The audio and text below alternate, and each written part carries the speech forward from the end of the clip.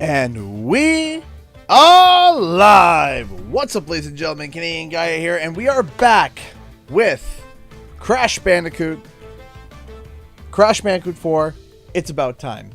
Now, for some reason, it seems like my microphone has gone a little bit weird here. If it has, let me know.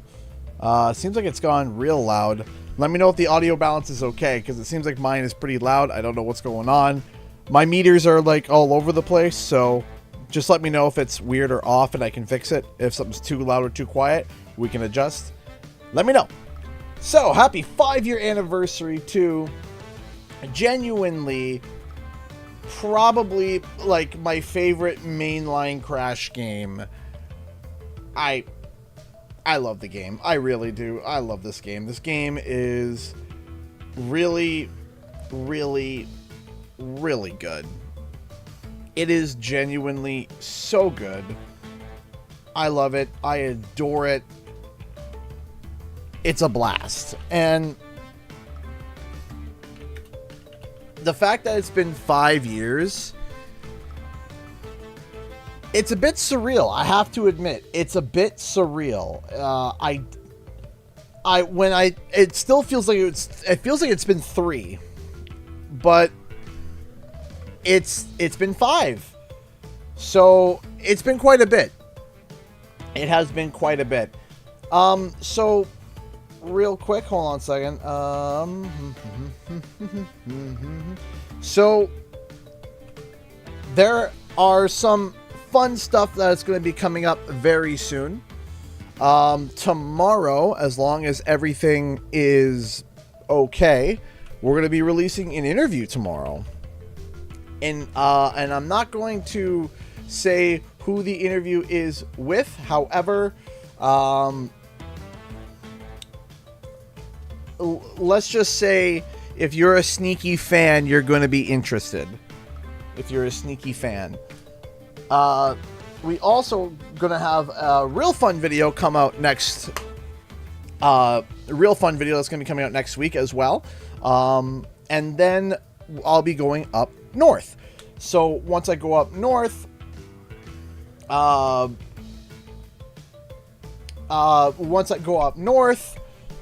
it's going to be a whole bunch of automated stuff that's going to be going up. I hope you guys enjoy it. I hope everything goes well, and I'll miss you guys. But let me tell you what, I definitely do need this vacation. I need this vacation. I need it quite a bit. So I'll be excited to finally go on it. So, also, I figured that since it is only the 2nd, I figured that I would make the rent bar this be the last day for it, and then we'll reset it, because actually somebody very, very, very generously, hold on, I'm going to adjust the camera a little bit. There we go. That's a bit better. That's not a bit better. That's a bit worse. Hold on. I was like, that's better. No, it's not.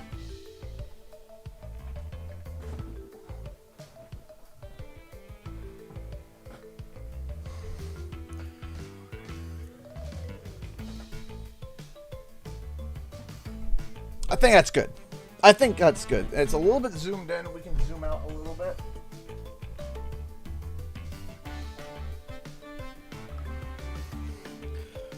Okay, I think we're good there. So let's get started. So we did have somebody. I want to give a shout out to Spyro Fan 144. I don't know if you're here, but they donated 3 days ago, out of the blue, $75 through Streamlabs.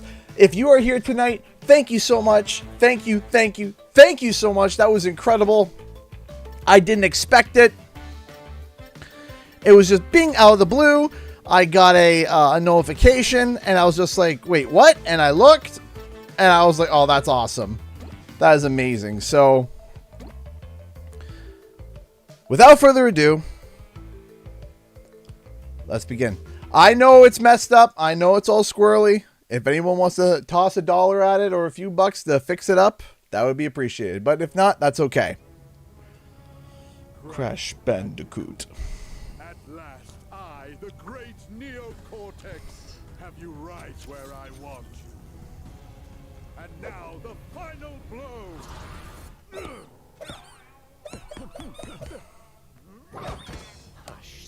button.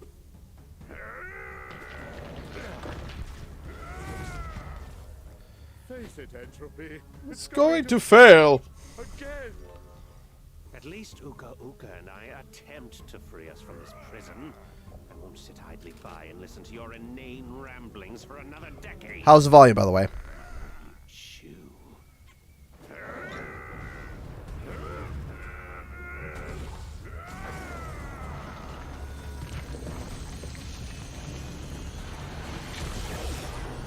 Uh-oh. Too low? Is he dead? Leave him. Volume He was good. served his purpose. Okay, I just turn it up a scooch. Let me know if you want me to turn it up. A great power has arisen. Hey, Sonic Blade 64, how's it going? How have you been, man? Crush? I fear it portends an event of reality-shattering proportions. I feel it emanating from Insanity Peak. Quickly, we must go! Crash! Crash! Crash!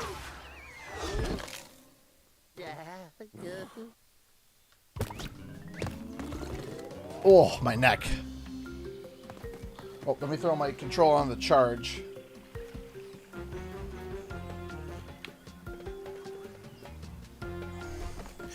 What's wild, too, is that... Is the game audio still low? Is it still too quiet? I can turn it up.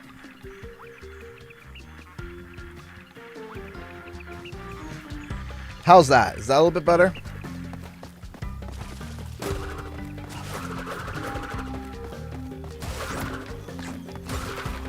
A little bit low, still a little low. Okay, hold on. That's weird. Better. Okay, better? Okay, good. Much better. Okay, perfect. I still can't believe it was a smidge more. Okay, I'll do just one more smidge. There we go. Okay. I've been cleaning out my backlog of games I've played, and I'm currently on the final quest of the original Fable 1. Nice! So, I'm going to be honest with you guys. I still remember when I got this game as a review code, and it's been... Crash! Quickly, we must go! It's been 5 years since I've... It's been 5 years since I got the review code, so I feel like I could be more open about it, because I think that's about how long a NDA technically lasts. I think it's 5 years. I'm not sure if me doing an embargo is technically that, but man, it was playing through Crash Bandicoot 4 for the review was such one of my more relaxing reviews. I've had some very stressful reviews. The most stressful was the Spyro Reignited review. I've had other tight reviews as well. I've had other very, very tight reviews. In terms of, like, you know, time, in terms of timing, in terms of all the stuff. I've had a few very tight reviews. Spyro Reignited was probably one of my most stressful ones. I think in terms of requirement, the easiest was CTR because of how early they gave it to me. But not only that, what made CTR a little bit harder was because I had traveled to Quebec to go to the CTR event, which truncated my timeline a little bit. And I remember I was editing CTR videos while I was on the plane. I was doing thumbnails and stuff. I had my tablet out and I was getting thumbnails ready for all my videos I was releasing for CTR. But Crash 4 was nothing short of a pleasure to review, and the game was solid right when I already had it. Like, I don't remember there being... I'm trying to think. I didn't discover anything like game-breaking at all. And I might be misremembering, but I don't remember there being anything like game-breaking at all, which sometimes happens when you're doing reviews. Didn't happen for me. Crash 4 was just smooth as butter.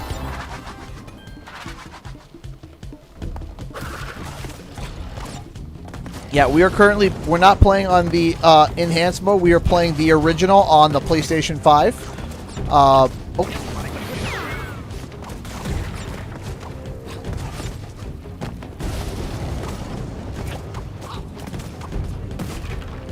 And boink. I always get anxiety, so I always wait before that TNT crate goes off before I go through. Hey, Gaming Pez, how's it going? Any predictions for the Crash? I mean, if there is going to be,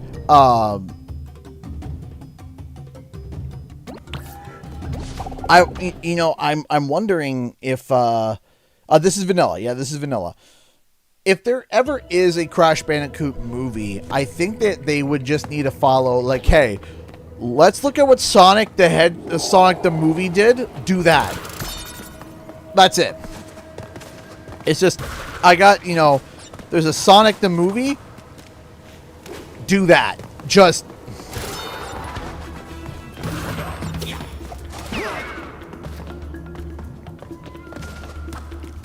Like, that's quite literally it. Just do that.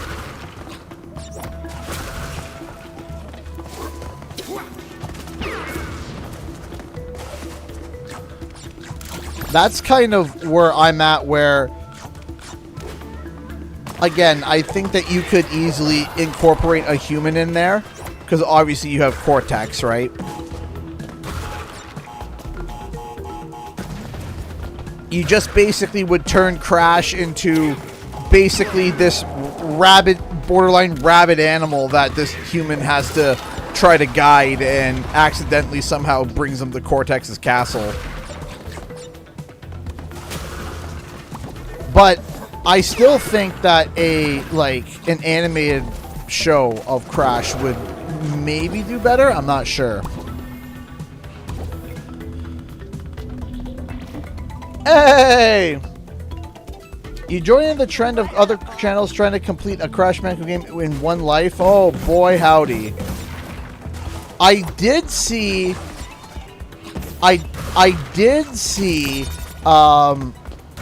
Wumpa Lewis start that. I don't know if he started it or if he's following it. I did, but all I know is I saw his video of that, and I'm not sure. Which, by the way, thank you so much for being a member for so long, Charlesy. But I'm not sure the requirements of that. If you do know, could you fill me in on what the requirements are? Is it you have to finish the level with one life? You have to finish the whole game, and if you die, you have to restart?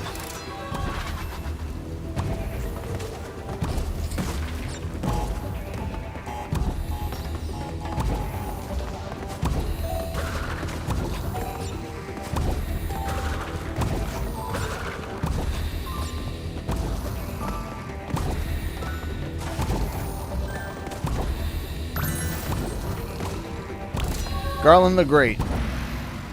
If you die, you end the game. That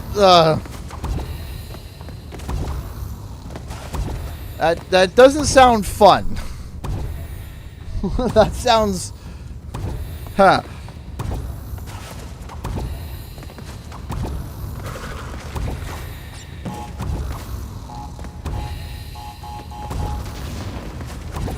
Thank you, Elena. Been a member for 36 months, loving the green. Love seeing the green. Green means support.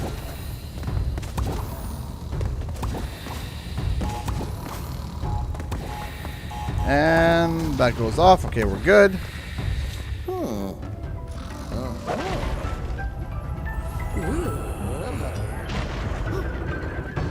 If you die, you restart the whole game from Insanity Beach / Turtlewood / Toad Village / Rude Awakening.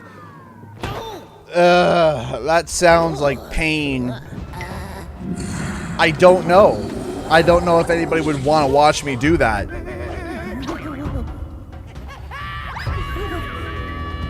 Hey, Alchavisi, how's it going?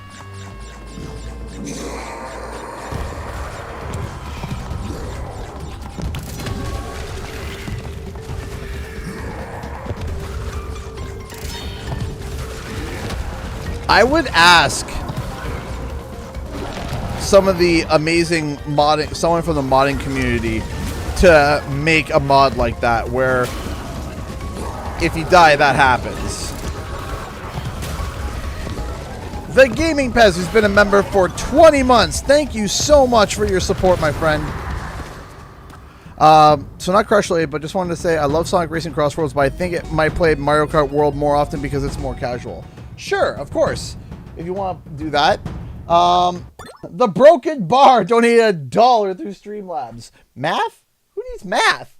There you go. We are now 189, even across the board. Thank you so much. We appreciate that. Thank you so much for the love and support, guys. Thank you. Now, is it just completing the game, not 100%ing? It's just like, hey, just finish the game? Would that be it? Hi, Charles. How's it going?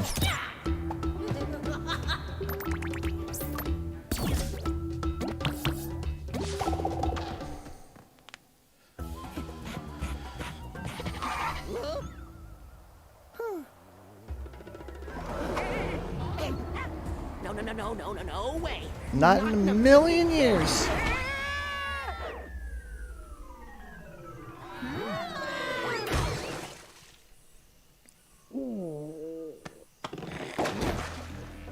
Get him off, get him off, get him off. Crash, who is that? Lonnie Lowly? If the quantum masks have returned, then... Oh, yeah, I'm doing good. Hey, Aku, how's it going? Yeah? Is that a quantum rift? It appears to be a door between. I would love to be able to get Pac-Man World 2 repack. We have to go through. Can't afford it right now. Fix this before some putz with a big Evil plan with a bigger ego does something monumentally stupid.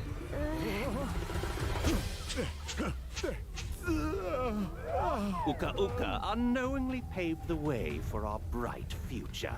Once my rift generator is complete, dominion over all of time and space will be within our grasp. Engine, Embryo, you had some little projects you wanted to tell me about? Master. My mechanical marvel will hypnotize you and I.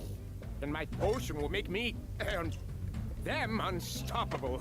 Right, yeah, fine, sure. Have fun with your... Ray guns or whatever. Hasten your steps. By my calculations, our enemies are already moving against us, and we will prevail. Skin like a jaundiced mole rat. A bona fide 10. I love that line. That line killed me every time I heard it. I was like, that is hysterical. Any news about a new Crash game? Nothing that I am aware of right now.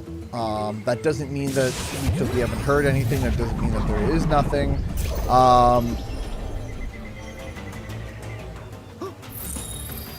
The news through the grapevine that I've heard, casually through the grapevine, and admittedly, I gotta be careful with how I phrase this because people may take it as one way or another, and it's neither. But through casual conversation that I've had with select people, the vibe that I'm getting, it's a vibe. It's not even like a confirmation. The vibe that I'm getting is that Activision does want something for Crash, but doesn't have anybody right now on hand to do it. That's the vibe that I'm getting. The other masks to close the rifts? But that's neither confirmed nor official. Let me just make that blatantly clear. Your precious man. Behold the aforementioned putz. Don't worry. We have a thing where we fight, he loses. It's a well-established dynamic. Not this time. Yes. For you to get up close and personal with my weapon of mass percussion. Come ready to rock. Yes! Come! Get ready to die! So yeah, I'll be honest with you. That's the vibe that I've gotten. I can't even quote you, like, specifically as to, like, who I spoke to or whatever, but it's not nobody within the network adjacent, I think, would be the best way to describe the source of the information. Is basically that, and again, it's not even a source, it's a sense that I got, and that the vibe is basically like, yeah, we love Crash, we just, you know, don't have anyone to develop him right now. And that's basically where they're at. And again, it could be completely different. It could be completely different. I'm just telling you the vibe that I got. That's it. And a vibe could be completely accurate or completely wrong. So don't take it as that. That's why I'm not making a video about it, of course, because it's just like, hey, from a conversation from a network adjacent person about a vibe that's about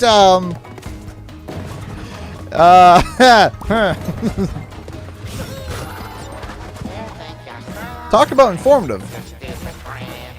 To give Crash Team a... Is it possible?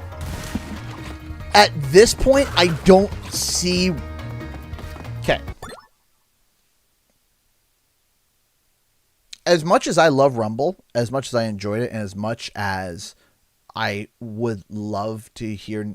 I would want to hear nothing more but news about them bringing it back. It does seem like they're trying to bury it.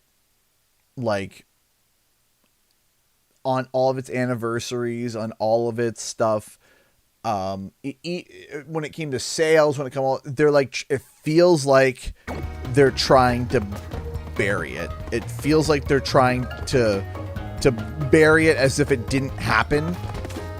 And it sucks. That's what it feels like. I'm not saying that that's what they're doing. It just, looking at like the social media and the way that they're doing it, it does feel like they're just trying to bury it, like as if it never happened. So I got a feeling that it's just no.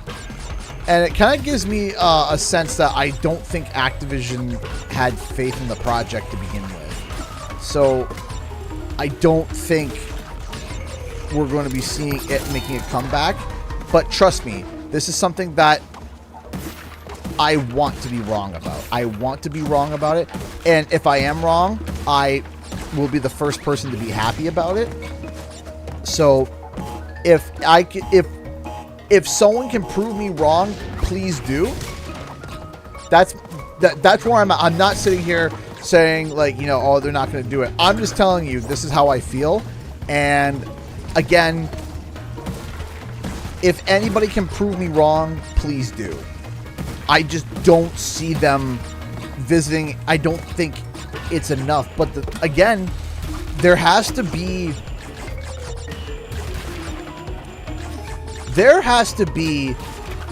a large outcry for them to even let it cross their radar. A large outcry.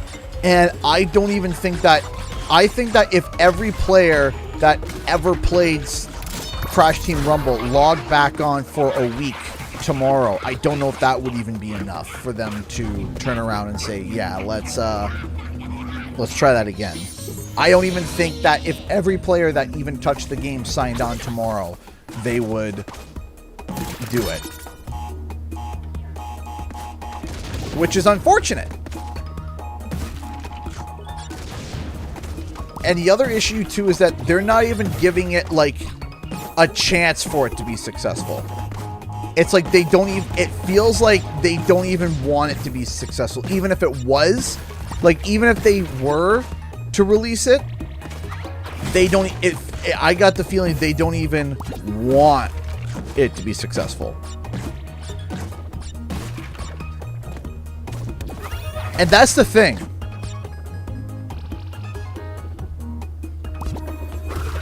And that's the thing. I'll defend Chavizi. I'm there too. I'll stand right beside you, shoulder to shoulder, to defend Rumble. I loved Rumble. But I also can look at how they've been treating it, and you know, and I know that you are too. And you're right. They did treat it as like the unwanted stepchild. It was, and it's unfortunate.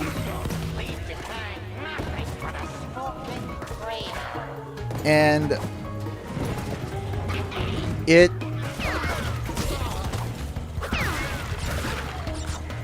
I was hoping that they would have made it free to play and then have their minds open to it.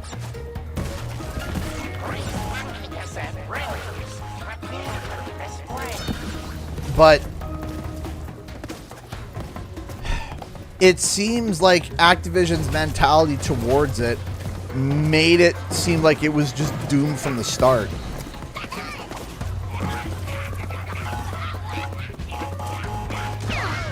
With the way that they treated it. If that is how they, you know, if that is how they saw it the whole time. No, Toys for Bob, I feel, did do a great job on the game. I also feel like, could they have put more assets into it? Yes. Could they have done more characters? Could they have done more? Yes, they could have done more. But I think it's what they, with the budget that they had and the team that they had and the time that they had, they're like, all right, we have this game. We like it. We think it's good. Let's try and piecemeal something together with what we have and try to prove that it's good. And then maybe it will be enough to be able to convince Activision to invest more time and money into it. And that didn't... Again, I got the sense that... I just got the sense that they just did not have any faith in it. And it sucks. It sucks. It is a shame. 100% is a shame. You're right. I agree. It's a shame. It is a shame that so many resources and stuff were poured into this game, and so many people, you can tell, put their heart and soul into with what they had. And, you know, there it was. And it sucks. It sucks. But ultimately, I think the biggest lesson that has to be learned here is that every Crash game that comes out going forward, if any more Crash games come out, which I would think that there will be eventually, I just don't know when. But my thought process is that if for every Crash game that goes forward, whether it be mobile, whether it be console, whether it be Sudoku, there has to be a single player mode. There's got to be a single player mode because Crash fans are hardwired to single player mode, period. They're hardwired to it.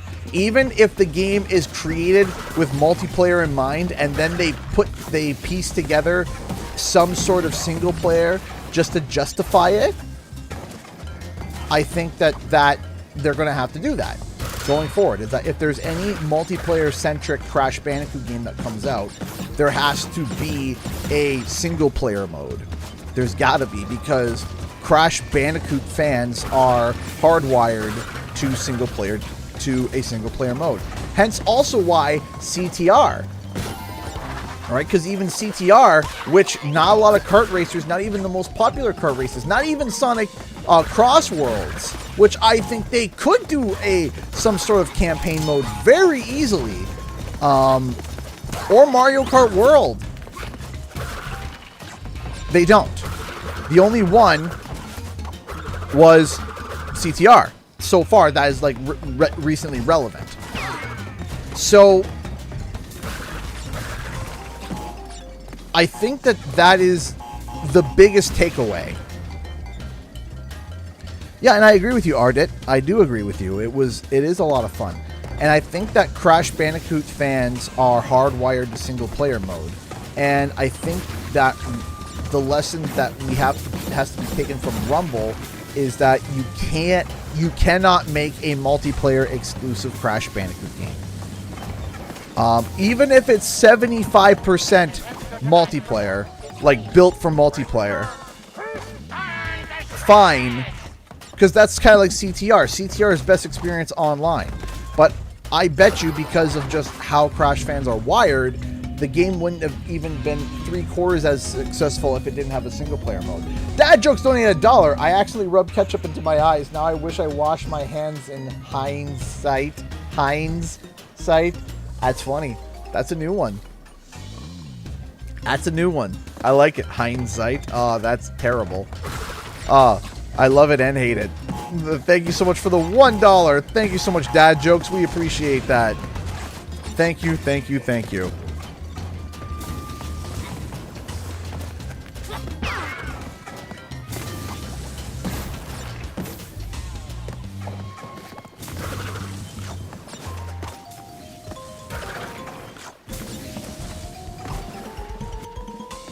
So, with Crash fans being so coded for single player games where there has to be a single player mode, what we can learn from Rumble, in my opinion, is that every Crash game going forward, even like I said, if it's multiplayer centric, has got to have a single player mode to it.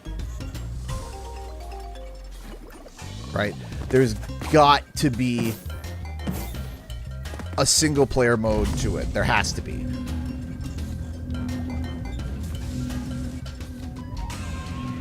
And the thing is that there is still an active community for it. But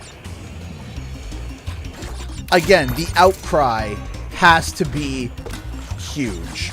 And I don't mean like, I mean absolutely just gigantic. It would have to be bigger than what was there. Brian Babcock donated $5 to Super Chat. Thank you so much. Which dimension is your favorite? Ooh, which dimension is my favorite?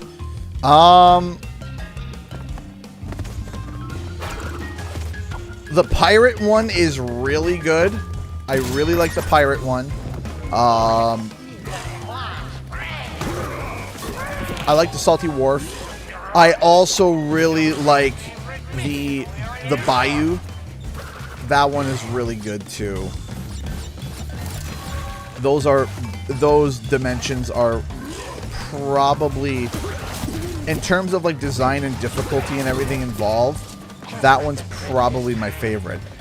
I'll tell you, the worst one in my opinion, I think, is probably the ice levels. But that also goes with the fact that I dislike ice levels very much. I very much dislike ice levels. I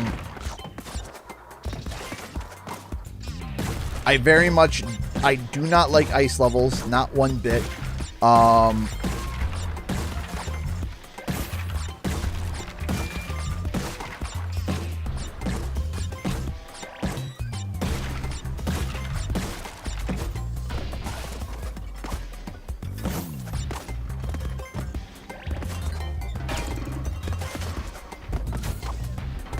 That kind of goes with that.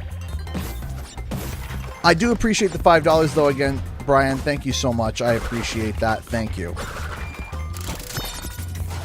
Yeah, now the ice levels were just not my favorite, but it's still like good. That's the funny thing, is that while I wasn't the biggest fan of the ice levels, it was still like pretty good. 2, 3, 4, 5.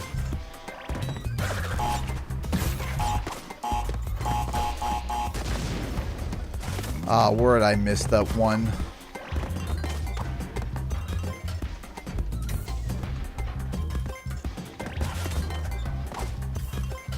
Where did I miss it?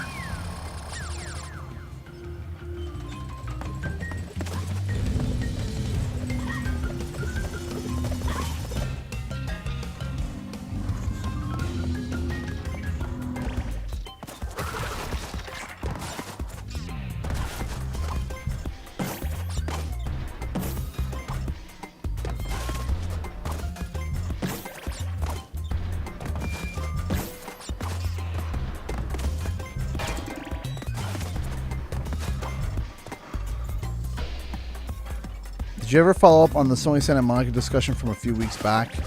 I am drawing a blank.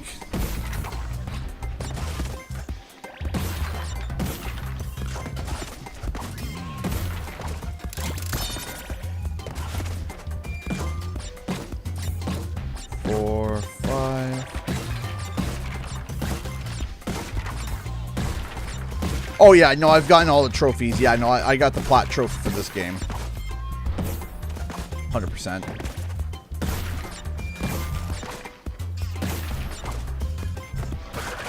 I know I missed it. There it is. Now, I'm just saying, too. Oh, yeah, I looked into it. Yeah, no, it was not Jack. Yeah, no, I did look into it. Yeah, no, it's not Jack and Daxter. It's not Jack and Daxter.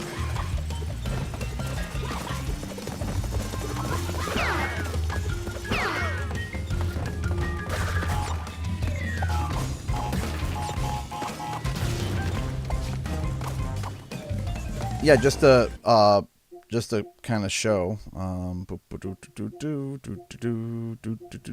Where is it? There's also a game coming out soon that I'm also currently reviewing. Let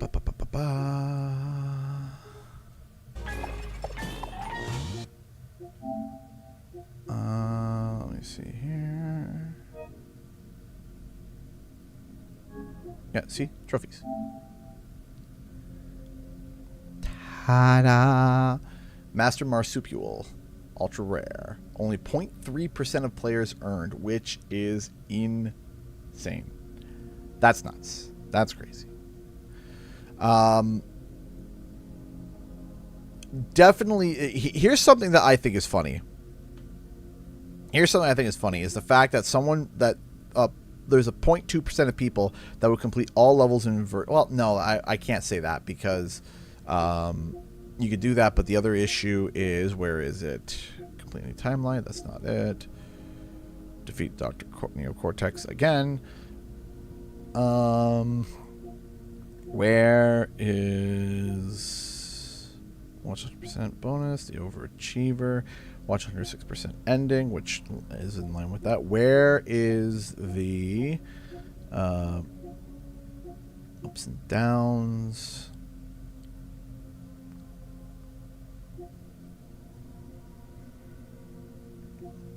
See, this is where I feel a little bit confused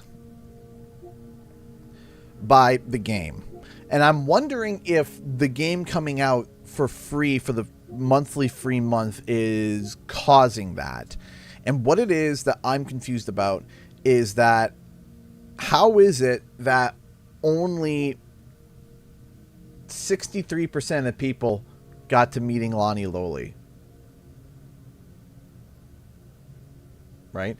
That means there is like 47% of people didn't even get to the end of like level 2.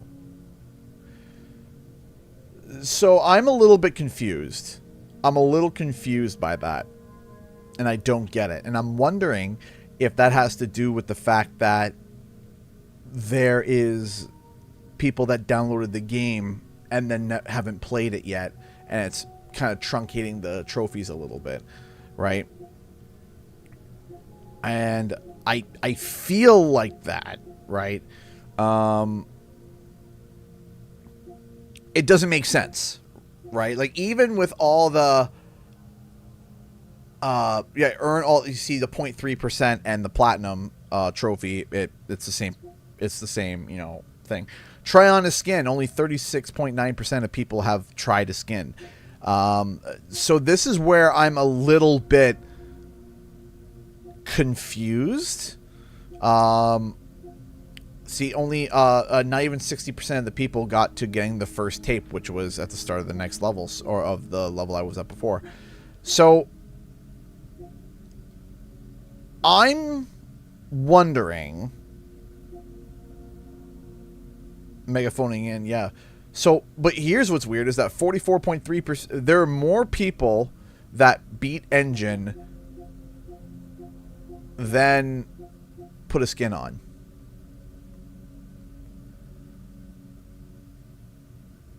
Does that make any sort of sense? I'm sorry, it doesn't. It doesn't. To me, it doesn't make sense at all. That's just me. Right. So something here is not adding up, in my opinion. Something is just not... The math ain't mathin'.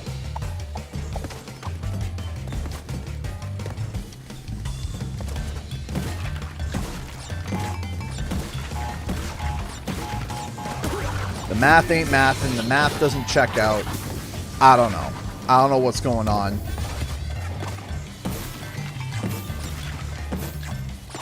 I feel like that there is a really strange way of how they track trophies and how they track...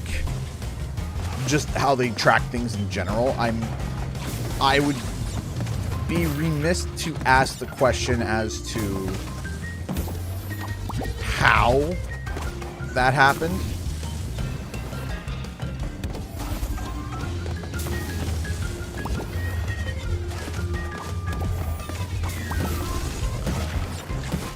Does not compute. Yeah, exactly. It doesn't make any sort of sense. Here, while we're on the I know that we're kind of bouncing around here, but while we're on the mental subject, let me just go take a look at Reignited for a second here, right? So, let's see here. So let's go to trophies. There's Spyro 2, Ripto's Rage. Is that all?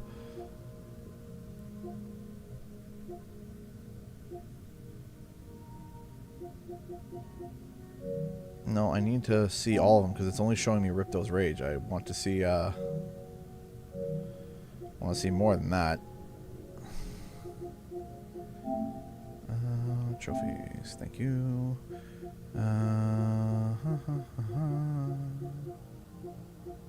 Thrillville, Nico the Rico, Hogwarts Legacy, Speedstorm, Mirage, Digimon Survive, Crash Team Rumble. Give me 1 second, guys. 1 second. Red Faction, Critter Crunch, Crash Bandicoot, It's About Time, Ghost of Tsushima.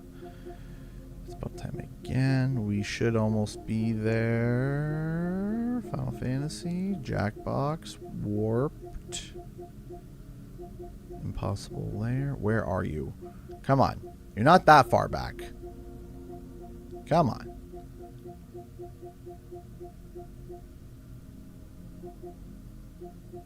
There we go. Okay. See, this is what's weird. Take a trip with the balloonist. 75% of people. That means 25% of the people that have apparently bought Spyro Reignited didn't even get to the balloonist. Like,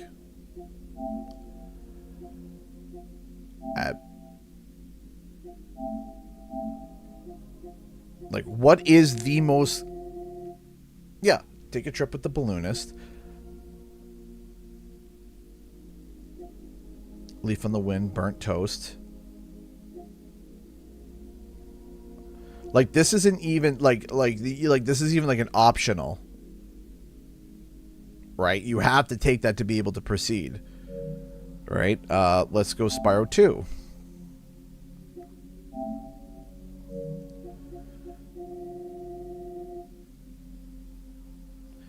See? Charge a goat in Colossus, 30%. Defeat every robot. Defeat every Robo-Shark. Complete Hunter's Challenge, 44.1%. Like, I don't understand. And then finally, Spyro 3.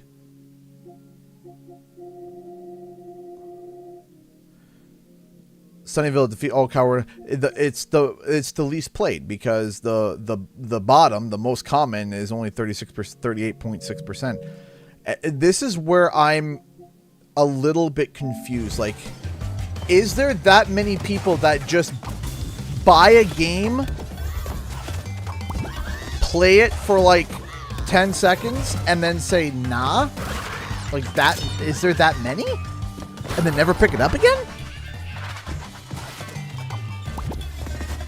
I don't know. The numbers seem weird to me. The numbers seem very strange to me, and they don't... The math doesn't make sense to me.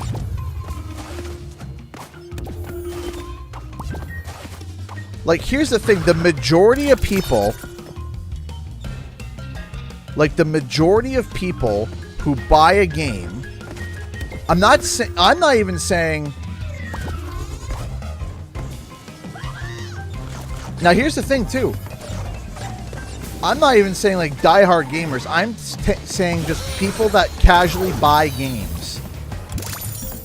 Do they really just buy a game and then just not play it? It doesn't make sense to me. If you have to realize the amount of people that buy games and then rarely play them are very small.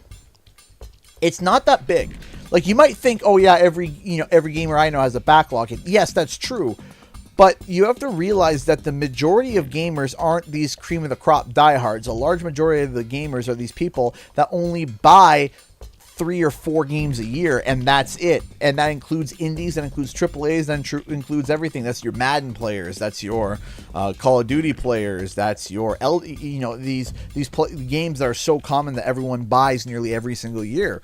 And you got these more very, like I said, casual gamers. And the thing is, and the problem is that 9 times out of 10, these people that don't play as many games as we do are more likely to play the games that they actually buy. So the math doesn't check out to me that people don't even get to specific points of the game, and yet they buy it. That's where I don't understand it. It doesn't make sense to me. And I hope my point that I'm trying to make makes sense, because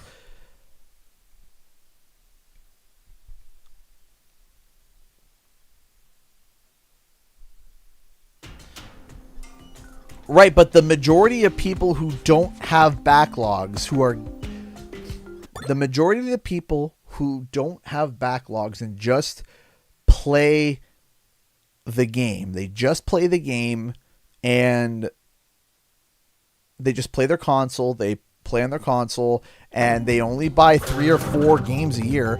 That is a large majority of gaming base. That's a large majority, right?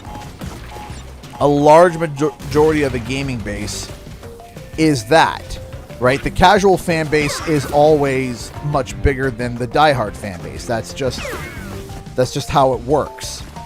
And I don't understand how people will sit there, buy a game in the casual audience and not even get to the balloonist.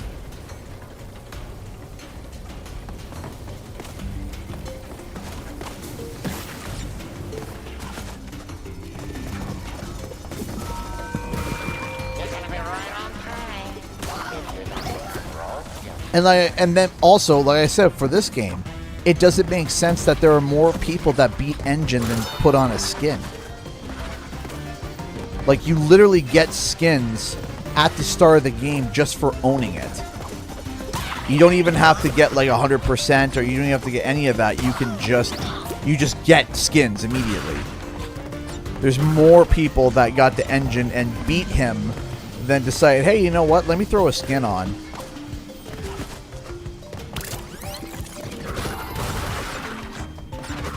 I don't know. I find it strange, if you ask me.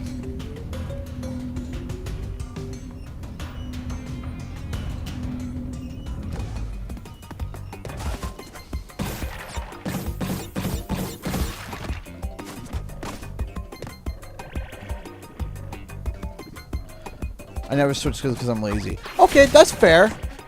But would you think that it would be more likely in the general public that they would be more likely to at least try a skin on, just to even look? They just to look at it. Like, you got the game, you're like, oh, skins, let me take a look. Click, oh, that's cool. Click off. That's all you need to unlock the skin. That's literally it. That's all you need to get the skin. And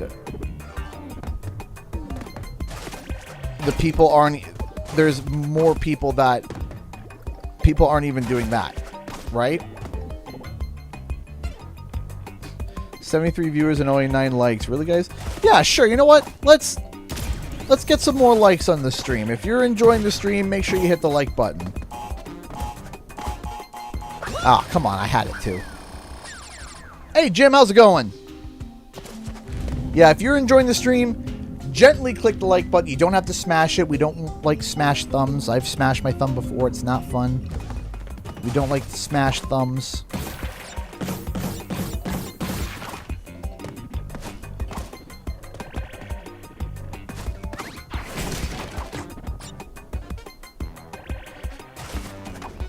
And yes, you are right, Caroline. There are people that are like that. I just don't see how the proportions are that low. I can't comprehend that. Every person I've ever introduced a game that has skins to, the first thing that they do is they try on a skin, even if they don't like it and they flick it off. That's all you need to get the achievement, right?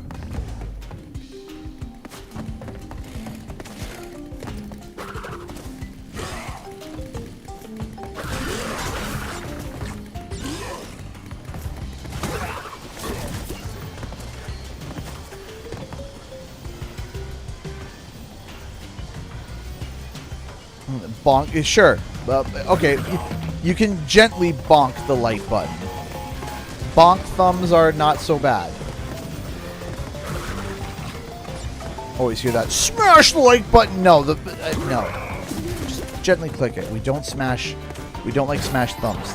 Smash thumbs hurt. A spectacle so incredible you won't believe your eyes. For years, or feeling eternal orgasm.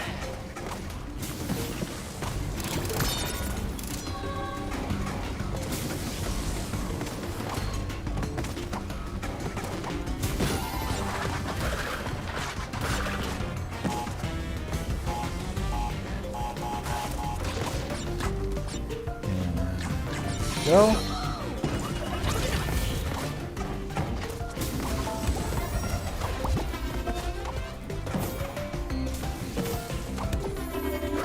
Oh no!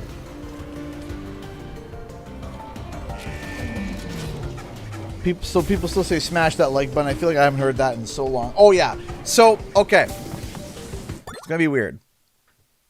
My recent hyperfixation is I've been watching a lot more football, and I know maybe it's just the age, but I've been watching more football, so I've been watching some more stuff on making sure I'm like keeping up with all the rules and keeping up with the stuff, etc., etc.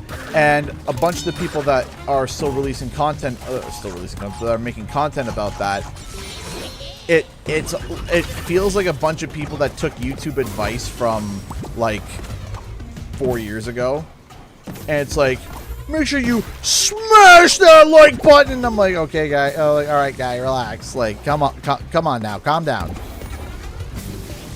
You don't need a Hulkamania rip your shirt off when saying, you know, make sure you like and subscribe, right? Like, calm down.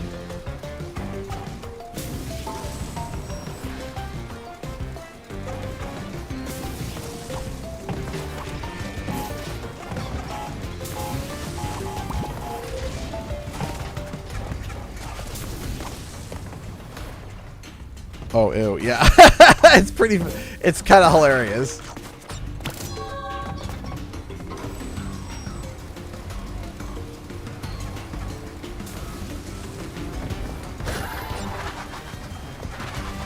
But any football fans in chat,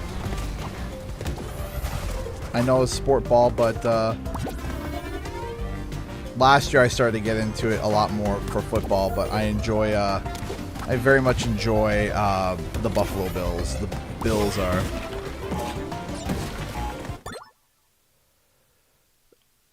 coming from football content... Oh yeah, it is so funny. It is so funny.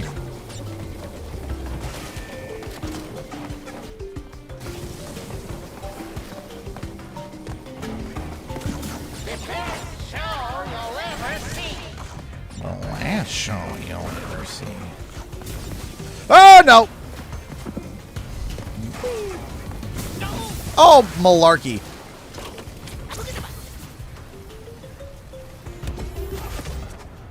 I mean, the way that I used to do content creation when I was a wee lad and figuring stuff out, I used to like almost borderline yell into the microphone. I didn't realize how bad it was until I did come on, I did supposed to do the slide. I didn't realize how badly I did it until I did the Spyro supercut. I was just like, oh no. But also, to my defense, the microphone I had was pretty bad, and if you didn't like, there was a volume you almost had to hit in order for it to sound crisp. If it was below, it sounded quiet, and then of course if it was above, it sounded way too loud. So I figured that, you know, I would just go louder. In my defense, as soon as I got this microphone, the microphone that you guys see, which is still going strong for almost 7 or 8 years now, this microphone's great. Well worth the investment. Well worth the investment. I realized, I was like, okay, I can dial it back now. And it took a little bit for that to get into my head, but now it is in my head. I don't, I'm not sitting there half yelling the information most of the time. I'm still yelling. I still yell. Sabotage!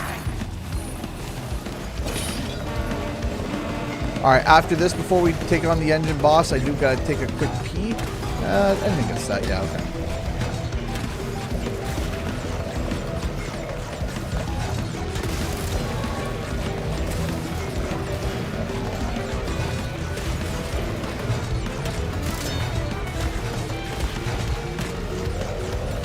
Hello? Oh, the kids will be easy to get down. I mean, Jonathan's so easy to get down when he is overtired. He just conks right out. Uh-oh. Our daughter's getting really good at getting put down. So, did I just jinx the whole night? I mean, we know that. That's...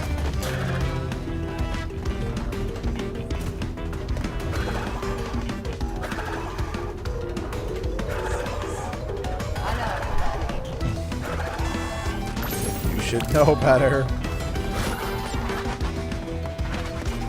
Well, I'm sorry for jinxing it. This time. What? No. Oh, is he offended?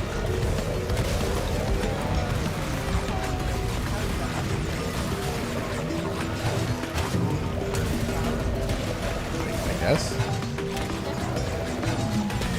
Flowers for me?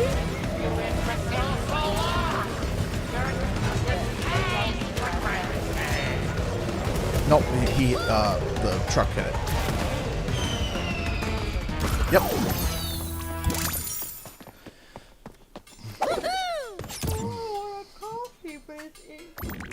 No, you're not getting a coffee at 8:52. That is a mistake. But I need to be awake. Yeah, okay, the coffee is not the answer. Maybe a half and half tea. Well, no, like you make a tea and then you cut it in half and you put more milk in it. And you make a milk tea out of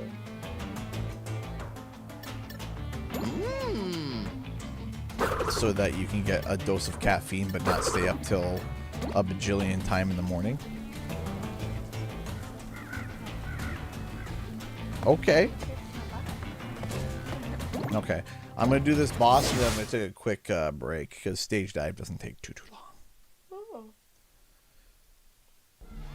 Getting into life detective. All you bloodthirsty lunatics. Put your freaky little hands together. My wife. Rocket hat. So remember, is that your sister? Remember that? Comedy gold. 1, 2, 1, 2, 3, 4. Prepare for a beating, Bandicoot. What?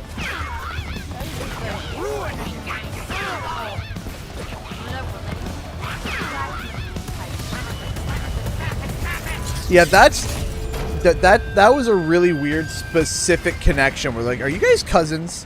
Like, Stay away from I'm very competitive. It's not even that. It's not even that. Like, if there's someone that you think they're you say, "Are you brother and sister?" or "Oh, are you guys related?" Right? That like that's. Also, you don't have to. Yeah. Yeah, it is kind of strange. It's, you know, to specifically say that, like, that for that to be your first, like, could you imagine if there was a younger guy and an older woman together, and the first thing that she goes, "Is this your stepmom?" Like, wouldn't that be like Ako Taco?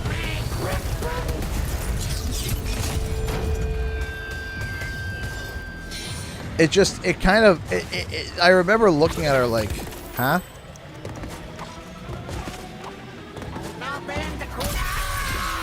Why? Boss is great.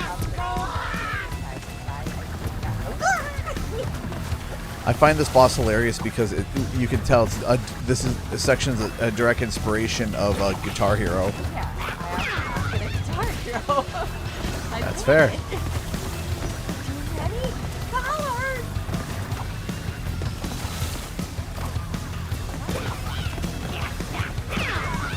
There is.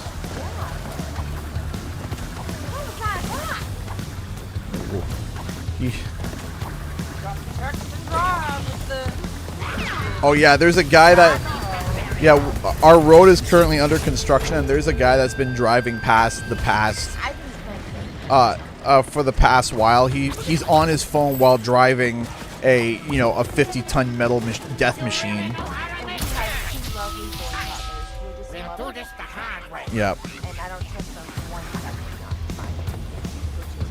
Oh, of course, a child will chase a tractor that loves construction stuff. Oh, no. I just got it.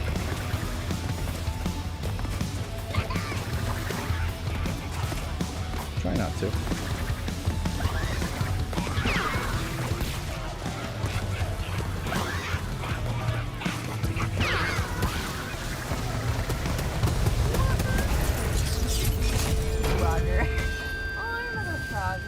Of course.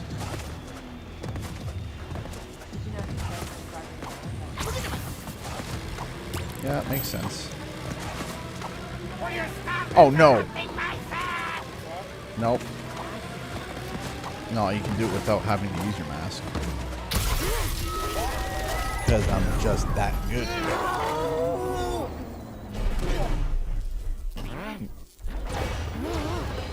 Why is it the birds not working? The children that don't want to go to bed. I'm so tired. That was exhausting. I started at 7:30. My beautiful creation. Bonk. You know what? All my friends do that. What, go to sleep? Opening the door to my head. Oh, yeah, jeez. She had a day the other day. Daniel, she went to lean down to pick something up quickly, and Daniel opened up the oven door as she did that, and she smashed her head off the oven door, and it was. She smashed it into my head. I was minding my own business. Yeah, but you were leaning down, and as you were. He's like jerking on the oven door to get it off. It was off, thank goodness. Yeah, the oven wasn't on, of course. But he yanked it open and didn't just slam right into the side of my head. He's like, "Are you okay?" I'm like, "No." So he went out and sat me down. How you feeling? Shapes and colors. They're little ducks. Twinkle, twinkle, little star. All right, I gotta go to the bathroom real quick. You can come. You can join back afterwards if you want to. But... I'll go to bed. Oh, you're gonna go to bed?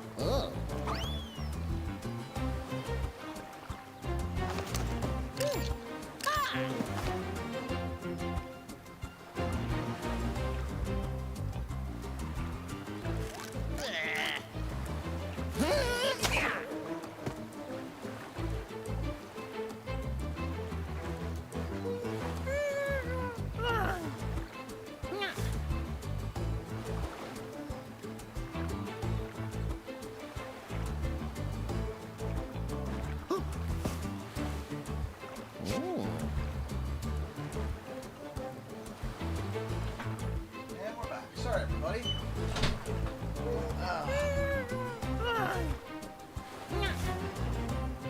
Hey!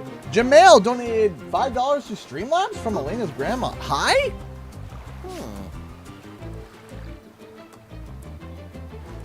Thank you so much. Elena? Or... I'm not sure, but it went through. It went through, and thank you. Thank you so much. I appreciate it. Thank you so much for the $5 Streamlabs donation. Thank you. All right. Let's... Thank you so much. Sorry it took so long. So, there's a developing...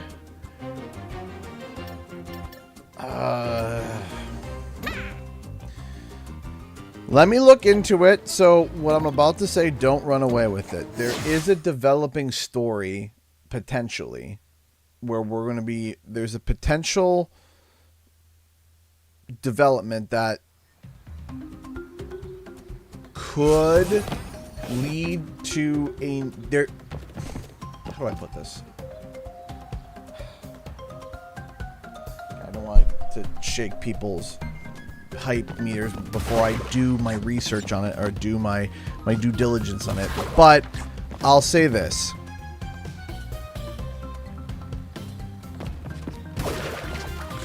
There is a potential evidence to suggest that maybe, just maybe, it's light at the moment. Like I said, I gotta do more of a deep dive on it. There's a potential running theory that there may be some sort of a Crash Bandicoot game in development right now at Iron Galaxy. Now again, it is not solid yet. I haven't done my due diligence on it or my due research, but that there may be some mild evidence to suggest that maybe, just maybe, Iron Galaxy is developing some sort of Crash Bandicoot game. Now, if you are my mom's initials, so it's what...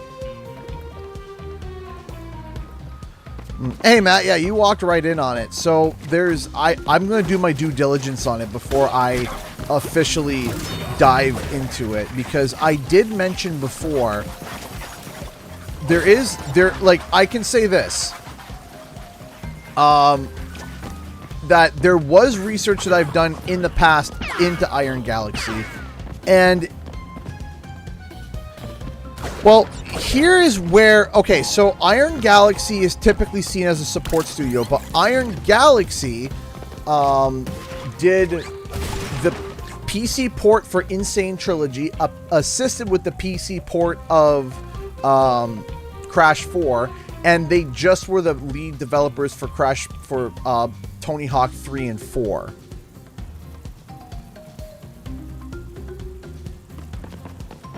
So they are more seen as a support studio. However, I have done previous research into them in the past. I have, and if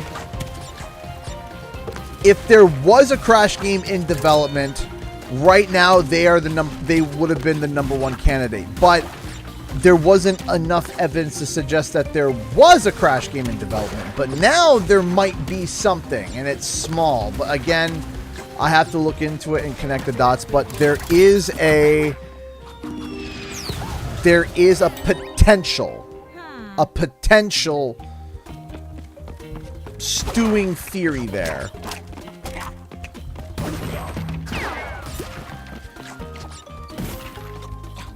And there are holes in it. There are holes in the idea. There are holes in the theory. There are holes in the concept. But that's where I gotta do my due diligence and see, okay, are there actually holes? Are these holes potentially fixable? I don't know. I'm gonna look into it and do my own due diligence of research, because I did talk about them previously in the past. I made a video about Crash Team Rumble and how I said how Crash Team Rumble could potentially come back, and I explained that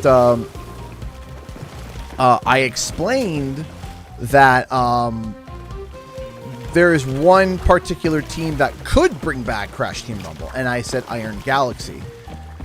But now there's potential evidence that there is something. But my question is how... There's a lot of questions. There are a lot of questions. Because it comes down to, are they going to be making a new mainline Crash game? Are they going to try to remake something? Are they going to... What is it that they would do? What would they do?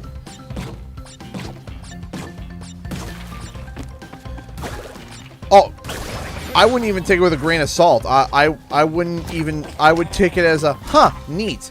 And that's it right now. Because, as I said, I got to sit down and do the research first. Before I even state take it with a grain of salt, I'm going to say, don't take it yet. I'm going to say, don't take it yet, because I don't know. And I don't want to get people excited for no reason if I look into it and it doesn't work.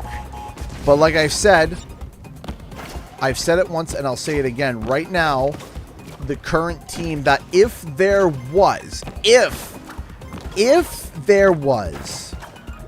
let me strain the word. If there was a team right now in development and I had to bet, and you're like, hey, you have to bet money, who would it be? And I could only pick one studio, it would be Iron Galaxy.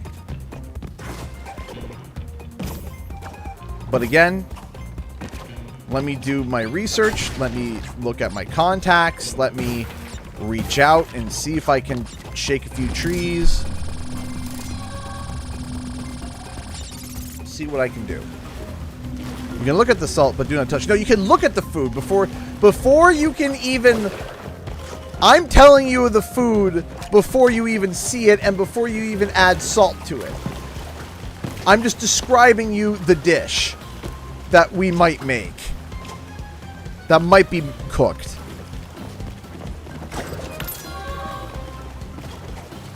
I haven't even gone to the grocery store and bought the ingredients yet.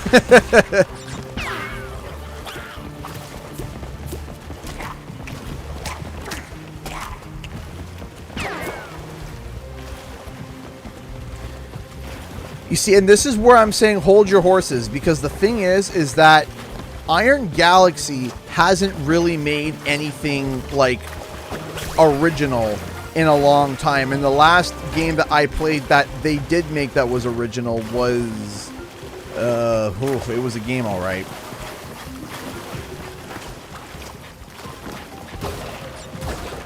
So that's where I'm like, I'm nervous, because let me look at like...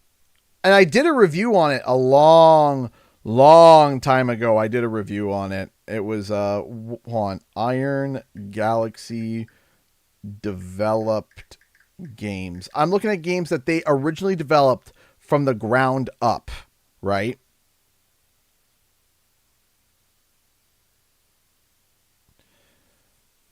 So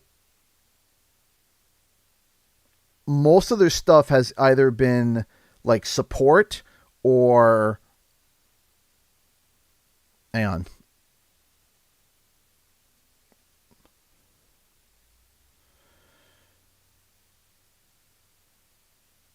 So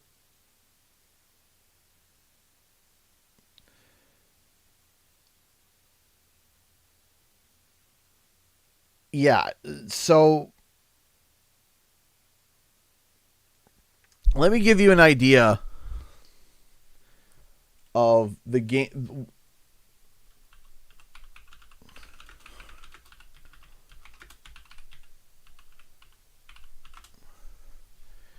Yeah, so yeah.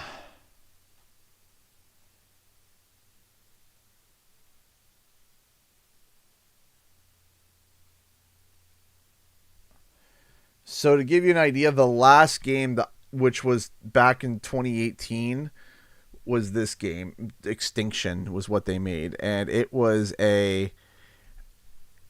it was a game. It was a game. They're showing Ghost of Yotei. I can't even get the picture, but it was a. It wasn't a. Yeah, lots of blood and gore, and Extinction does not include microtransactions. No, it doesn't. So basically, how it works is that there's these giant. Yeah, it's like Attack on Titan. Basically, these giant ogre orc creatures show up, and there's this guy with a sword that shows up, and like even the frame rate, it's not bad. I don't think it's a 4.7. I think that's a little rough. But it's like this pseudo trying to be ultra violent, but then not violent at the same time. This was I believe the last game that they made that was like originally theirs. They did say they teamed up with Modius Studios, so I'm wondering if that has to do something with it. Hold on a second. Games that Iron Galaxy made. I know they took over Killer Instincts. I know that.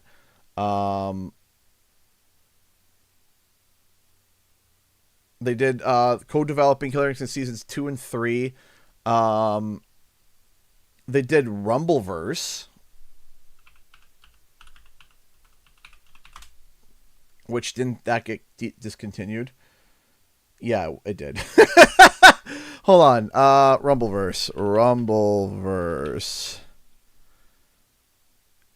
Did it not even get a score?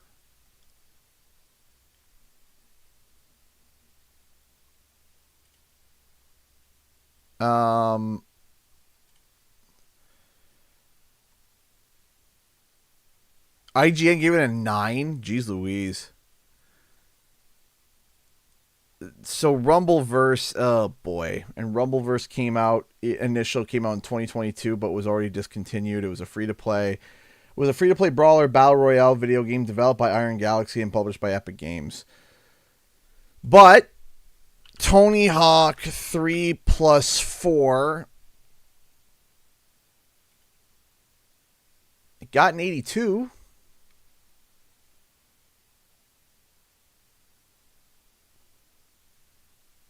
It got an 82.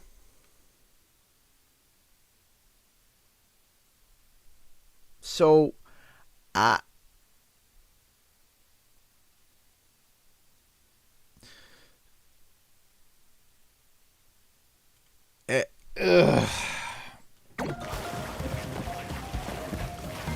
I'll be honest with you, if Iron Galaxy is developing a Crash Bandicoot game, I'm nervous. Until otherwise proven, I'm nervous. Because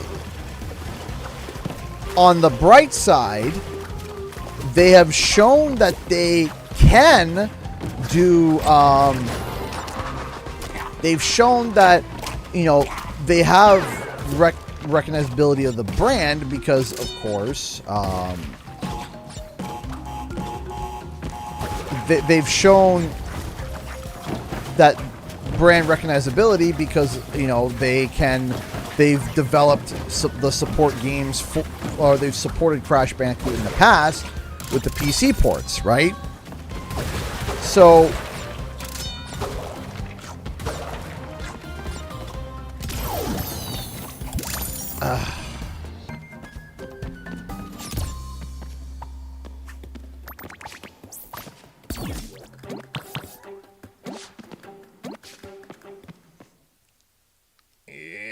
I don't know.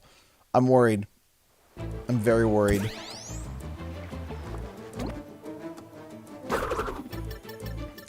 But at the same token of time, the question is that who I would rather have a young company or a smaller company give Crash Bandicoot a crack than for no one to try. Right? I would prefer them to at least try. And if they went into full swing development, let's say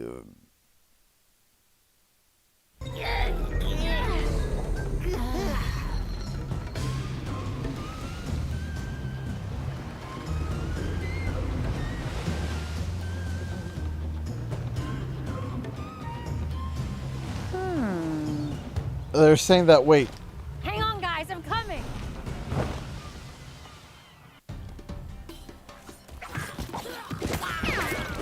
You see, this is my problem, is that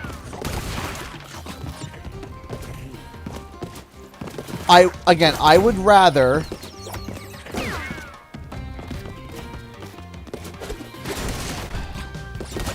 if they're doing it in partnership with Activision and Microsoft, then maybe I wouldn't be as nervous. But also, too, my question is that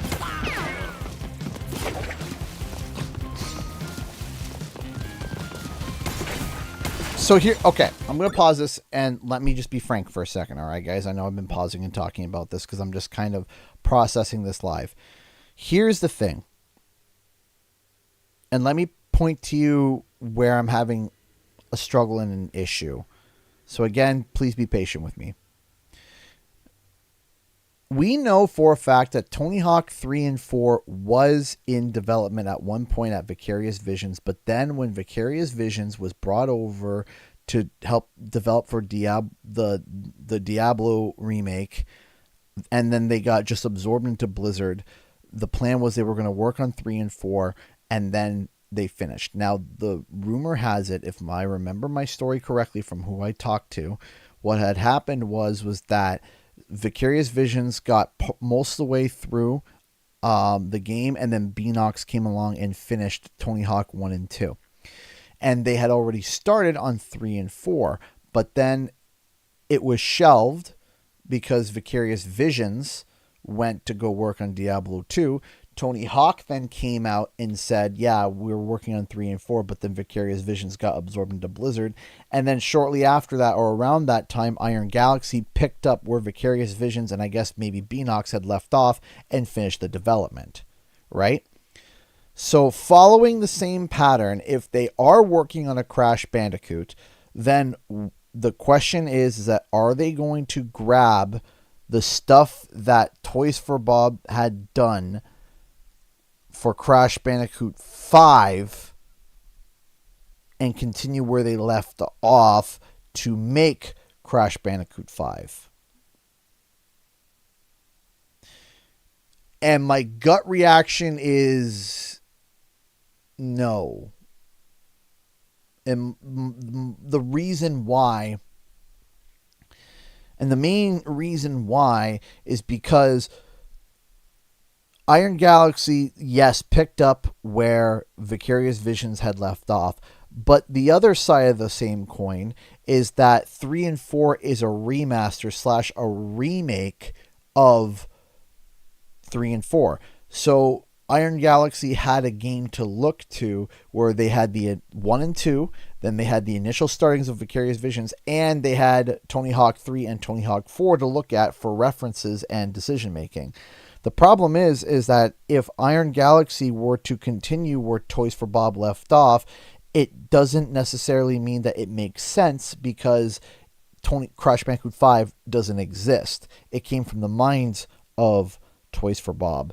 So if that were to happen, if Iron Galaxy were to continue where Toys for Bob left off, then they would just be given a whole bunch of concept art pieces and some ideas and maybe some levels and told to make something out of it. And I'm worried that Iron Galaxy wouldn't be able to figure out or be able to get it to the point where Toys for Bob quality game. And I'm wondering if it would just be better if they just said, let's just start from the beginning and make our own Crash Bandicoot and not continue where Crash Bandicoot 5 had ended, wherever that was, which I still don't have a solid answer as to exactly at what stage of development Crash Bandicoot 5 had ended. I'm not exactly sure how much gameplay was done, how many levels were done, if there were levels done, if they were in the prototyping phase. I know that they were definitely in the art concept phase. That I know for sure, and that we can confirm. But I don't know where the direction of the modeling was. I don't know if there was a design bible done. I don't know where it got to. So then comes the other question, are they going to do a remake? And I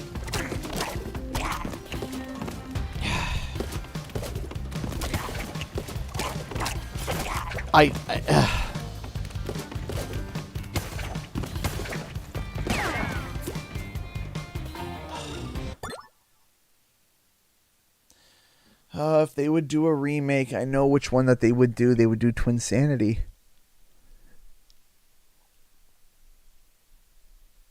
If Iron Galaxy decided to do some sort of remake or rebooty make or a redo or a take two or whatever, they would probably do Twinsanity.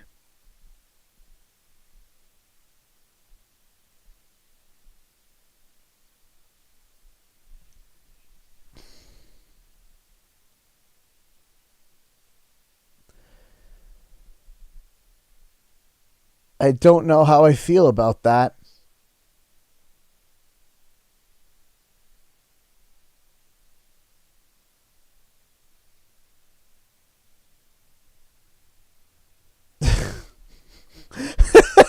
I don't want that. Sketchcraft, how's it going, my friend?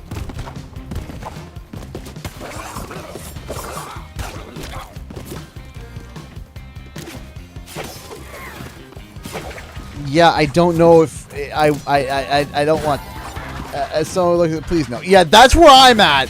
I'm just like, I love the writing of Twinsanity. Please don't remake it. Twinsanity is arguably where Cortex, the new Cortex, was born. Please don't remake it.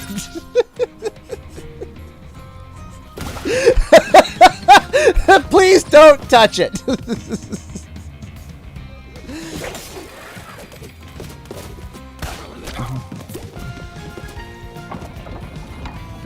Especially from Iron Galaxy. Yeah, that's what I'm saying. I'm like, oh, please don't. It's just.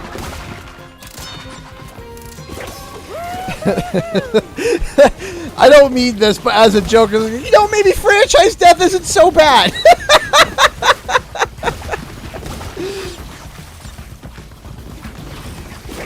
You know, maybe we should pass on this one.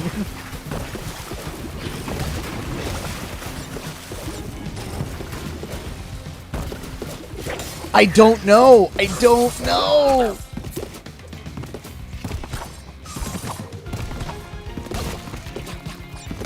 But yeah, happy 5 years to genuinely my favorite Crash Bandicoot mainline game.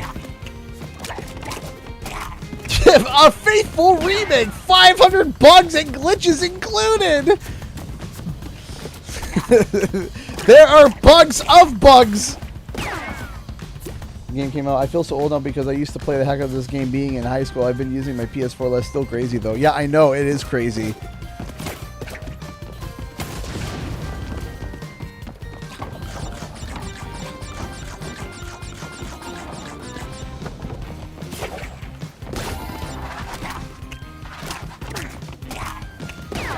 Boom!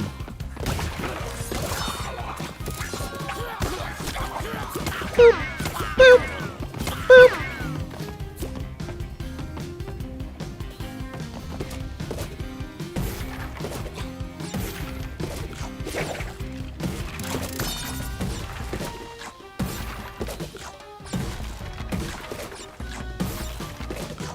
Can't believe it's been 5. It feels like yes, it does.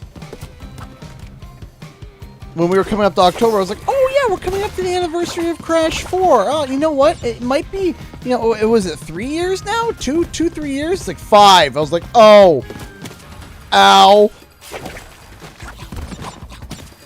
Eyes on target. And Shibuya. 100% though.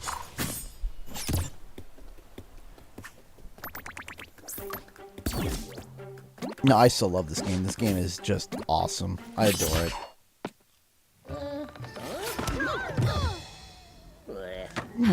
Thank you so much.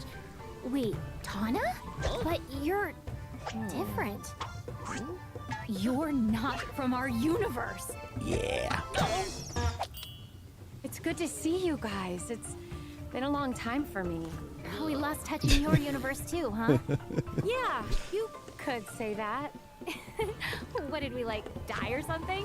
What? No. Nope. No. No, Definitely not so didn't how it seems happen. in your dimension. The usual. A bunch of evil scientists attempting interdimensional domination. Huh. So, what you collecting? Crystals? Gems? Masks. Ooh, Fun. Well, good luck with that. Wait, you're not coming?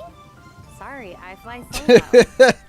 Ah, yes, I remember I'll that. lend a hand where I can. Flatten the curve. I already have. The local saying we heard.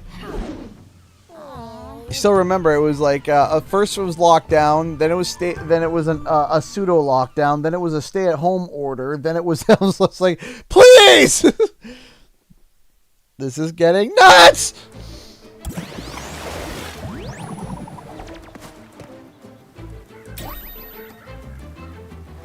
He's the Tonya bonus level. Let me go do Jetboard Jetty first, and then the artiste with the mustache. I can relate to the mustache.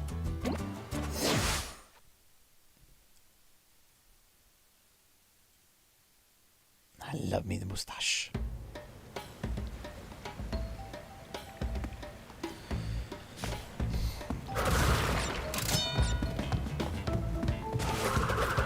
Also, so because I'm gonna be going up north,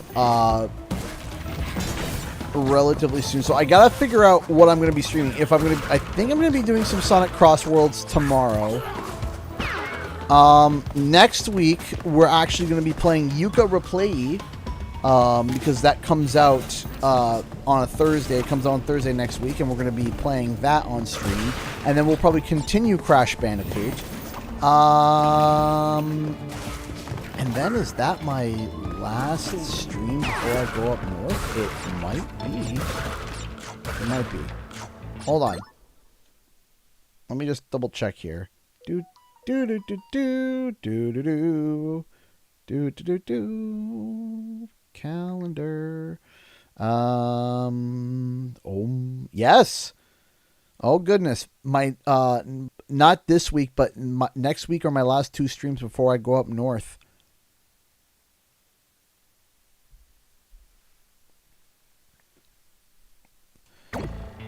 Oh, I do want to get the new Digimon game. I do. I still have the previous Digimon story game that I gotta finish first, and there's a whole bunch of games on the back end that I gotta do.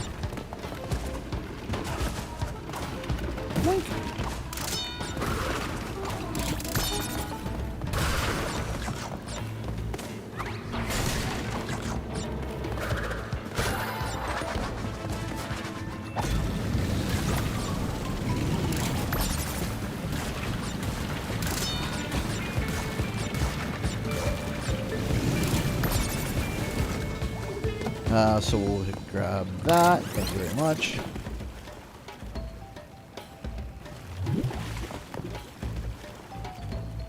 I'm sorry you had to close down your Etsy store, boss man. Yeah, okay. So I don't know if I addressed this on stream or not, and I'm going to take a moment to address it. So let me just quickly talk about it real quick. Again, I don't know if I addressed it. Maybe I have, maybe I didn't, but I'll just address it one more time for those who don't know. So many of you know that I had an Etsy store, and in that Etsy store, we had a lot of really cool stuff. As you guys know, we had the 3D printers behind me printing out some really cool merch, really fun stuff, and everything was going great. Due to political ramifications, the tariffs made it so that I could not ship to the States and it be worth it. It made no sense. There were people that were doing $35 packages, and it would cost me $50 to get them shipped over to the States. And I sat there, I was like, what is the point? What is the point? So I had an option of either increasing my shipping to an exorbitant price or not ship to the US temporarily. And I'll be honest with you, my thought process was, if somebody comes to my store for the first time and sees that the shipping is $50, they're going to get grossly offended and never return. And I won't get another customer back. That customer won't come back because they see $50 shipping and they say, nope, I'm out. And that's fair.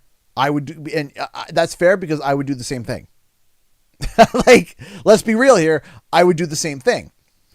So I was like, okay, well, we'll keep the store open because we have some customers in the UK, some customers within Canada, and then some customers in Australia.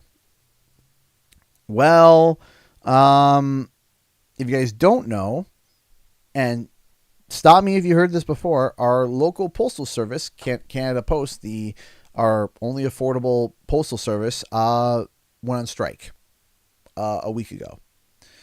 And they are our shipping carrier for anywhere outside of Canada and outside of the US is Canada Post.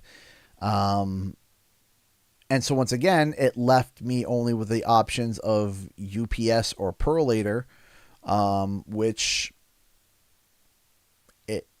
the shipping is ridiculous. And so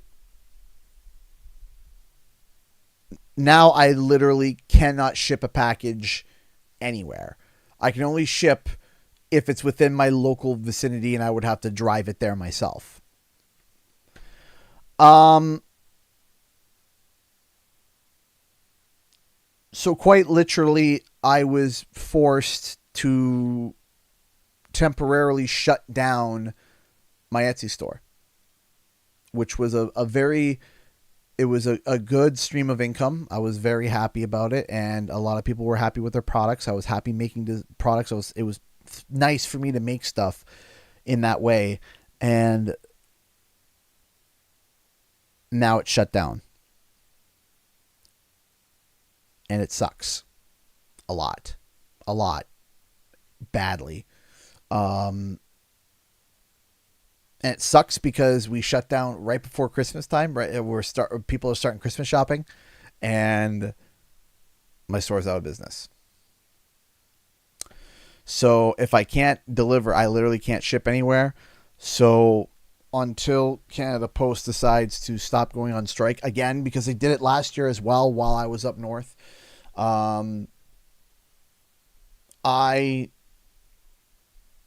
or until there is some sort of change in the international market, or when Etsy gets their stuff together and allows me to be able to find an alternate route of shipping, I'm basically done. I'm toast. And it sucks. And I don't know what to do. I don't know what my next steps are or my plans when it comes to that. I don't know when the store will reopen. I hope soon, because, like I said, it was a very, very, very good stream of income, and now I foresee struggling.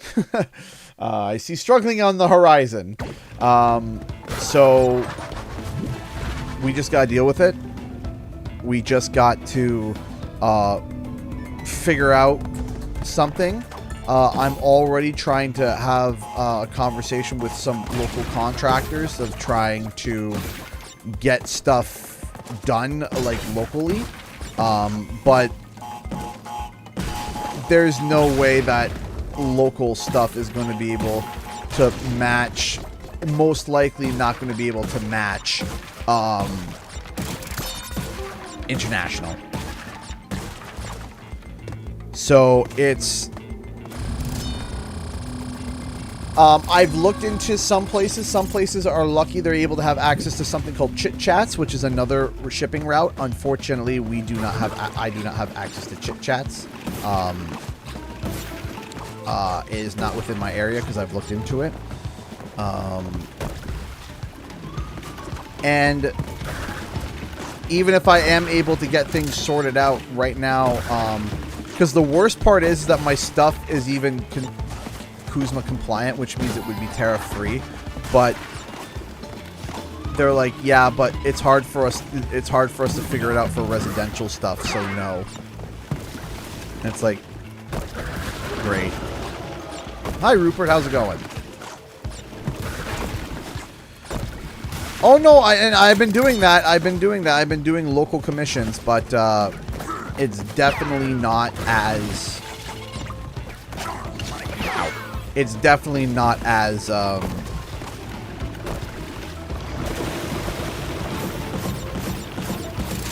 Ah, shoot.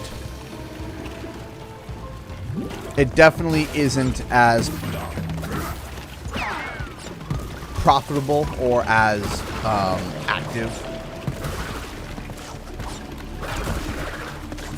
Because unfortunately, there are, a lot of businesses, they already have all that they need for that kind of stuff. So I'm trying to find some local commissions. Sustainable, that's another one. That's another good one.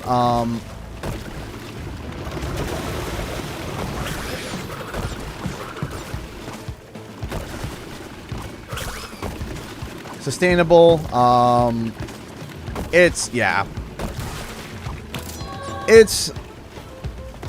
currently, it makes sense to tariffs on big companies who ship lots of stuff all the time, but it goes, well, so we had something called the de minimis requirement, which was good for us because the de minimis was what I fell under, because it was if your package was valued under $800, you would be able to ship things in for free. And I heard some people saying that it was going to get reduced to $500. And I said, well, even then, I'm still fine. And then it just got revoked completely. Executive order came in and just revoked the de minimis requirement. Just full on revoked it. Just saying, nope.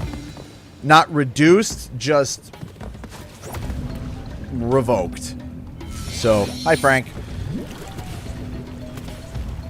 It just got flat out revoked. So I was just like, okay. Because there was something in place. You're right. It would have been better if this was like for the big companies that are shipping in tens of thousands of dollars in material, right? And then okay, sure. I'm a small fry, right? I was spending maybe $150 a month in material, maybe 200 on a busy month of just pure material. So, but yeah. So, anyways, yes, I just brought that up because it was brought up in chat, and I know that some people were DMing me on Etsy asking, some private commission requests and stuff, and I'm just like, well, I would love to be able to fulfill those requests, but I can't. So that's where I'm at right now. I can't in terms of the Etsy store. As soon as I can, I will try to reopen it, and I will try to also host a big old sale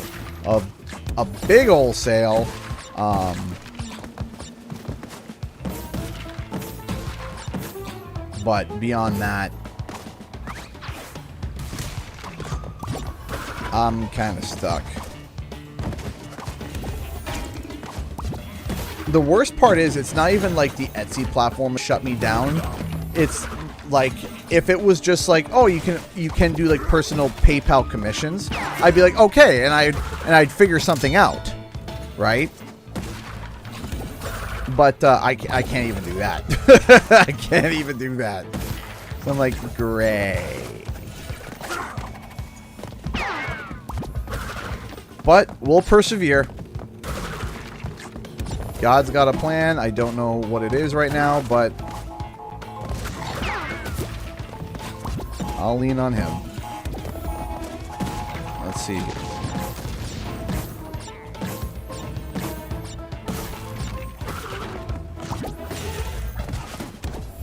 There we go.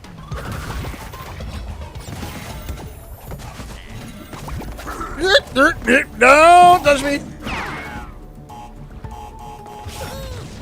Don't touch me, don't touch me, don't touch me.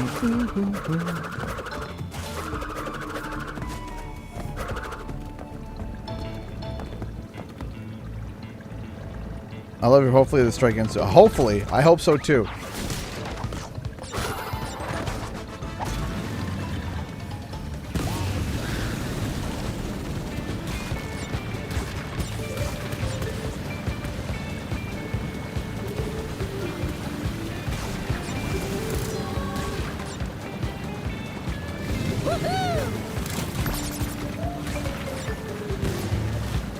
That's good enough for me. I'll take that.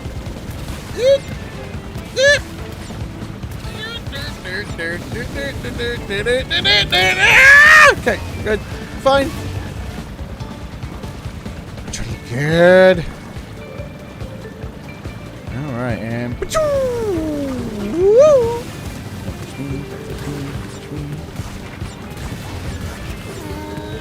gonna go! I almost ate the biscuit! Biscuit was almost eaten and consumed! I haven't talked about it on a video yet, but yes, there is that saying from Crash, which... I don't chase trends, I crash them. I don't know why that was made or why that was said. I don't know.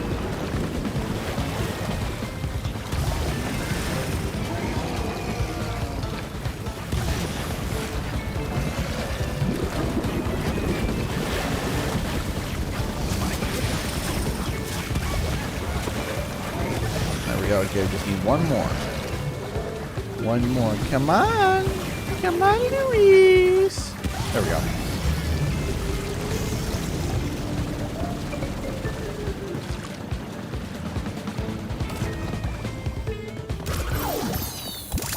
So, Emerald, you're right that it would be a great time to do that, but the problem is that if I go to prototype, I have to print, right? I'm not receiving enough money to be able to be consistently buying filament for the prototypes, right? Oh, good. You're awake. All right. 2 masks down, 2 to go. Feeling a little less panicked. I was at a 10 before. Now I'm at a solid, let's say, 9.78. 88. Oh yeah, these bandicoots are here to help. Bandicoot. Follow. Short and to the point. Love this guy. So, and that's a great idea about prototyping new products so that when the store opens up, we already have something ready to go. The problem is that if I want to prototype a product, I have to buy filament, right? And if I'm doing a multicolor product, I have to buy the color of the filament. And the problem is that it leads down to the point where it's like, okay, I need to buy that filament. But if I am not receiving income, how do I receive income for filament for me to prototype? Right? Like, could I prototype with the stuff I have now? Sure, of course. But if if income's not coming in, then, and I don't know when, I'm kind of stuck, right? And that's where I'm at. And I'm trying to figure out, okay, how can I fix this? How can I do this, right? Now, I am thinking about 3D printing full-size masks and putting them on, like the quantum masks, and putting them on my wall as a personal project. Weren't punching holes in reality. We could open our own rifts. For now, we're stuck taking the long route. But I sense another rift around here somewhere. Friends, I have a fun little game for you to play. I've got a reward for the clever bandicoots who can reach my testing grounds. But you'll have to defeat my deadly, diabolical creations along the way. I will literally commission you those. Let me see if I can do them. I will see if I can do them. That sounds amazing. Yeah, I do want to do it. I do want to do full-size quantum masks.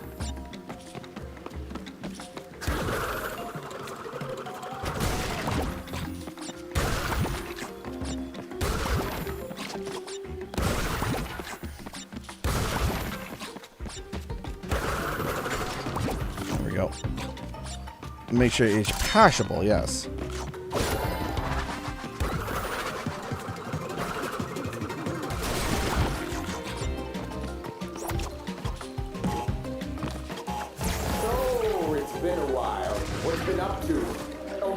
Mostly the same. Mixing potions, brewing potions, drinking potions, testing potions.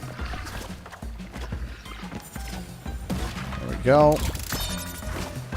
Well, but the elemental masks. Ah.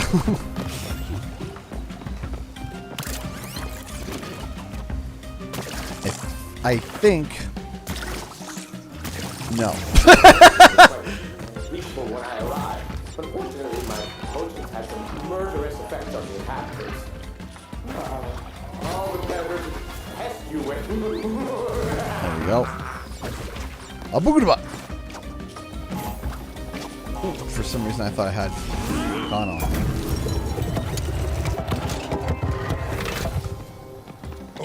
A boogaba.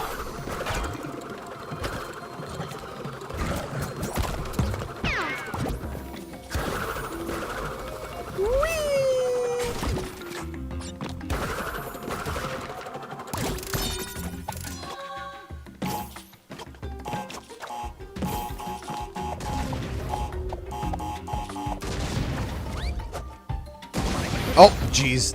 Durr.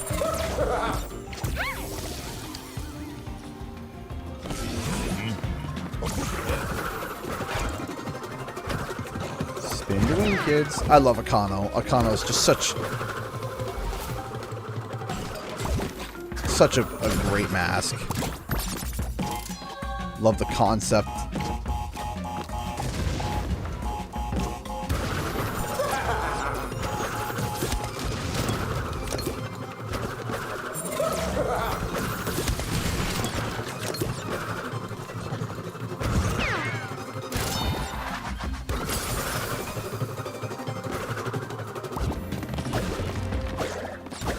Go.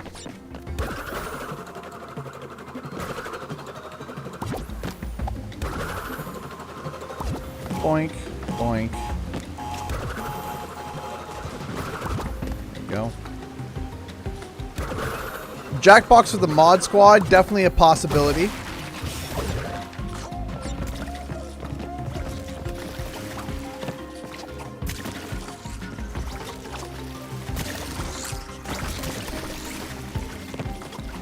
Goodness knows we can't, unfortunately, do Jackbox on live stream anymore.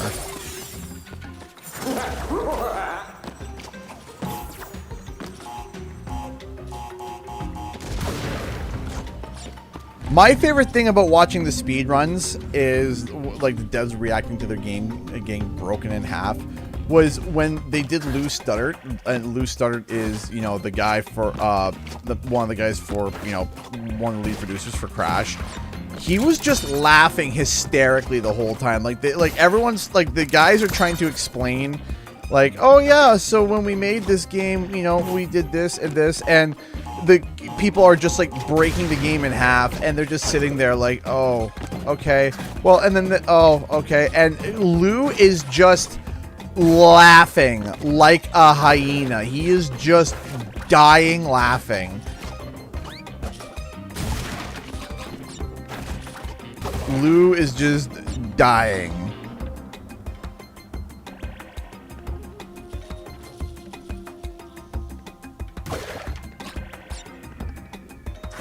And him just the level designer is like trying to explain, you know, how they came to the conclusion with their designs and stuff, and there's this speedrunner just breaking the game in half, and Lou just sitting there laughing. And the whole time he's just making comments in related to, I didn't know you could do that.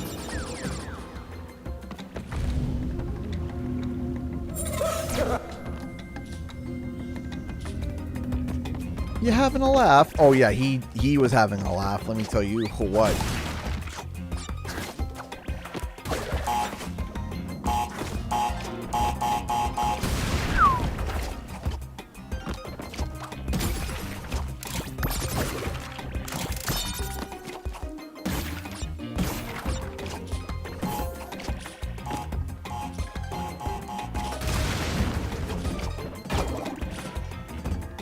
Ah, crud.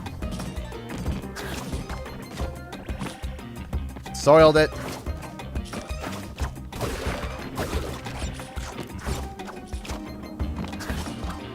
I think I was actually able to cheat this before. Let me see if I can do it again. Oh no, I'm in a bad spot.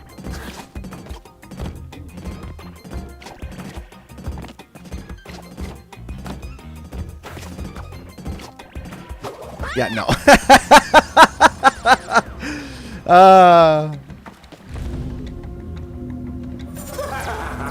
Siled it!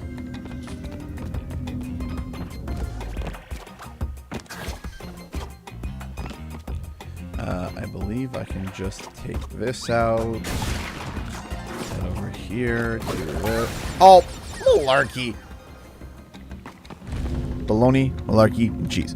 Alright, after this level, I'm going to take a quick break again. Maybe take Denver out to the bathroom.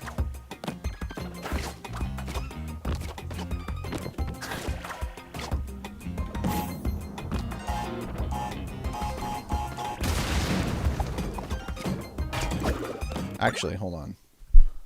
Last time there was some complaints, so let me see if I can alleviate some. Jeez Louise.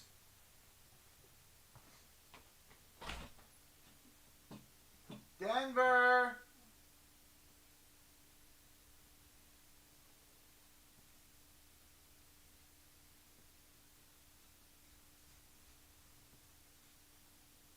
Hi, Denver. Hey, buddy. Here. Come here. Come here. Oh,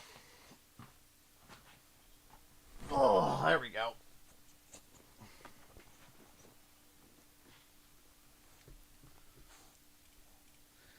Because some people asked last time. This is Denver. You say hi.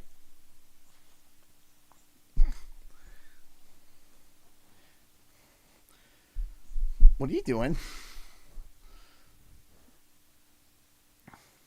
This is the good boy. The boy. This is Denver.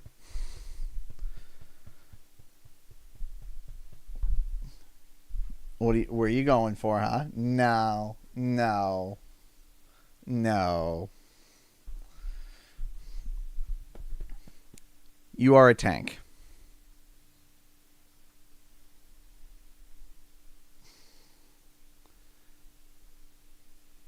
He's a half Cocker Spaniel, half King Charles Cavalier. At least that's what I was told. And he is a certified good boy. And a tank.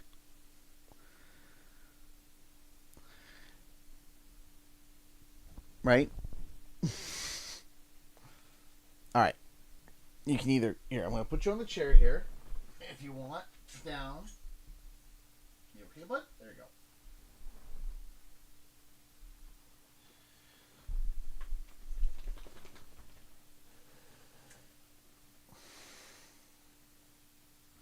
There we go. The Prince.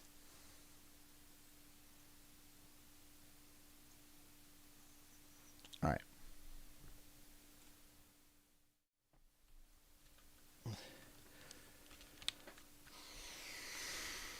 What was that sound? Oh, it was just a commercial of a video that I used in tomorrow's video. Now, not Q&R. I just want... Some people wanted a full screenshot of Denver. There was some people requesting it, so I decided to grant that request.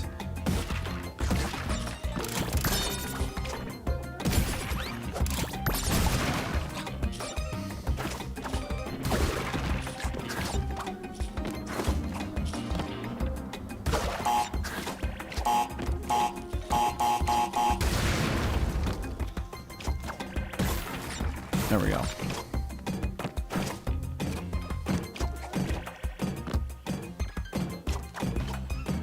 Ah, come on!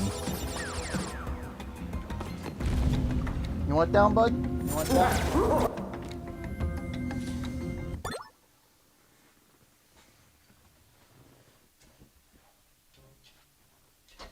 Big boy.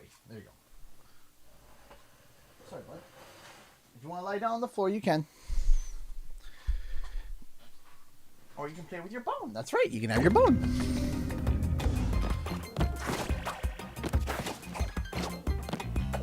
Why do you gotta be in the spot that is the most heat? No, hold on. Why? Oh, we got puppy technical difficulties at the moment. Hang on. All right, Denver. No, your bone can't be over here. Denver, over here. There's too many cables, too many wires. he just. He loves sitting at our feet, specifically. He loves it. He wants to sit at your feet and stay right there. And it's like, no. Typically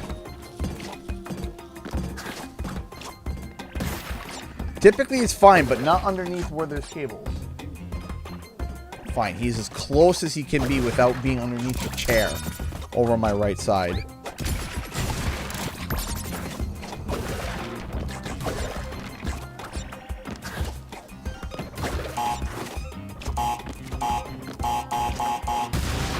No, he's a certified good boy.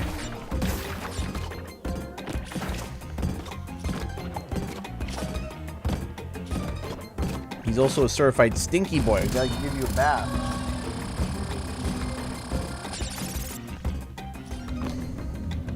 Oh, he's not a puppy. He's gonna be 7 in November, so he's in his later years of life, but still, he's a very good boy, and I'm very happy to have him.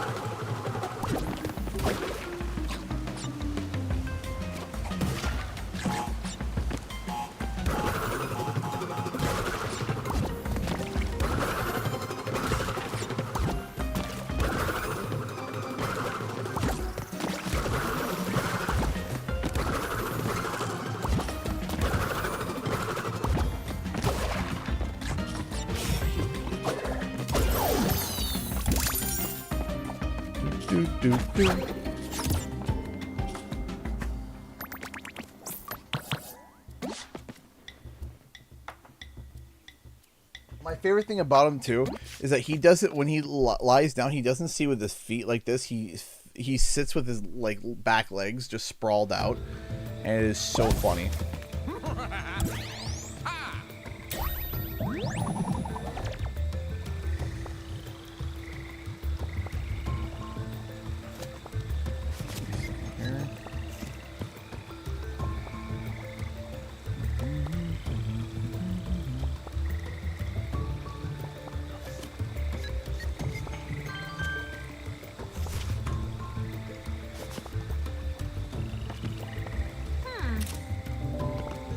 Okay. Alright, I'm going to take a quick break. We'll be right back. Denver, we're going to take you out for the last time for the night, buddy. Come on, Denver. Let's go to the bathroom. Denver. You're way too close. I got to push you back, buddy. There we go. Alright. Be right back. Come on, Denver. Let's go, buddy. Are you froggy legging it? Come on, Denver. Yes, you bring your bone too.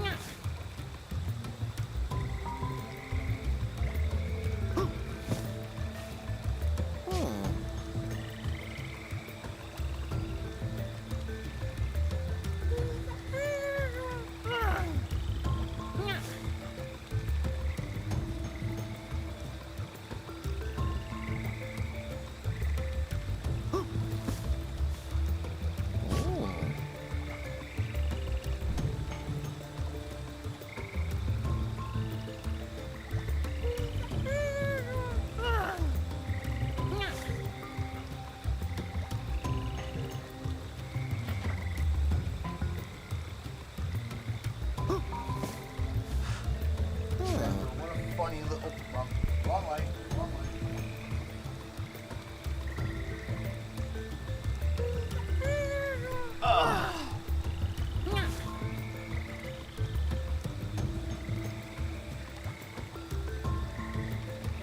My goodness, my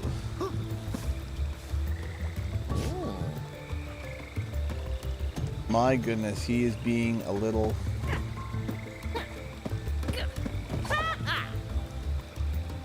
So we went to go outside, right? Make sure I didn't miss anything. Nope, didn't miss anything. All right. We went to go outside, and he runs up. Elena! Donated $50 through Super Chat. Oh.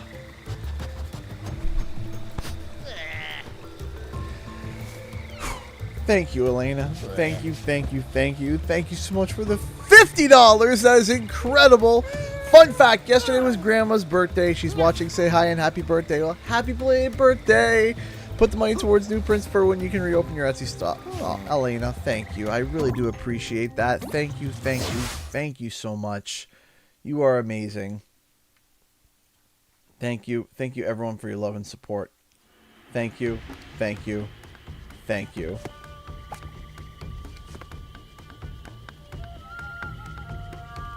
Thank you so much. We really, really, really appreciate it. Thank you. Okay. One second.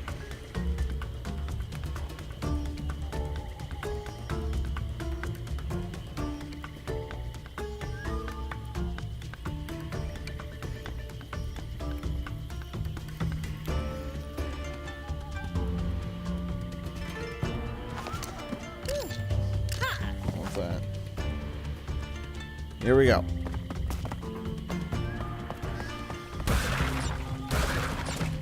One, two, three, 4, 5.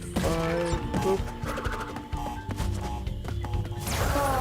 Look at us, just like the old days, working together against those who keep us down and humiliate us by forcing us to take out our own birthday card and sign them. I'm gonna be paid half. can't say I see the appeal of all that jumping you do. Perhaps I don't have the right body for it. You're talking about the stream crash. Huh.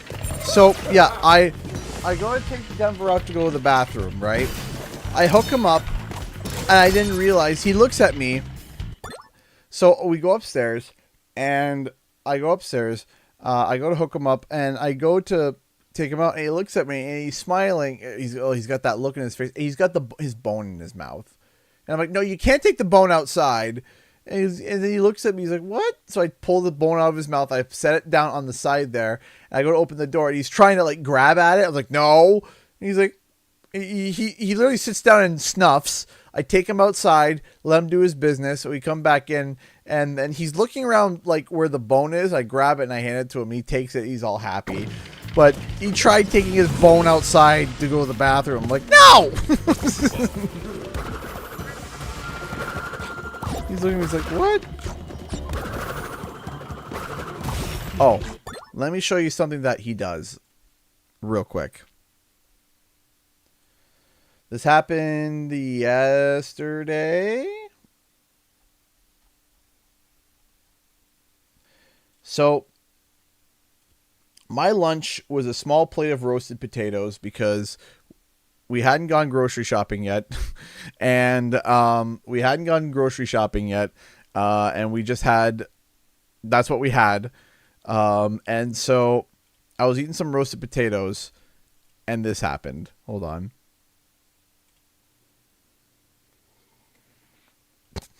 No, that's my food. It's just potatoes, Denver. No. No. He'll sit there. No.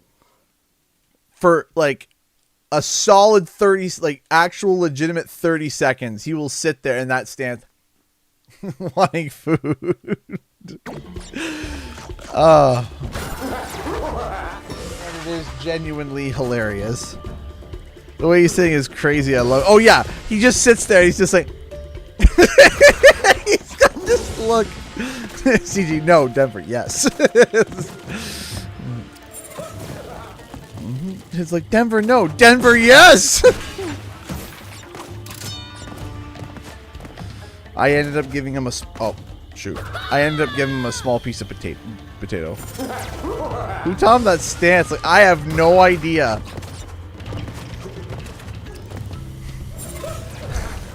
we got him pre-built that way.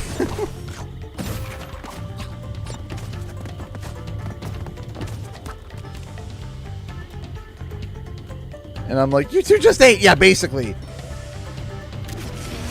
Also, my kids will get Denver his breakfast and he won't eat it because he waits for the kids to finish their breakfast first because the kids sneak him food all the time.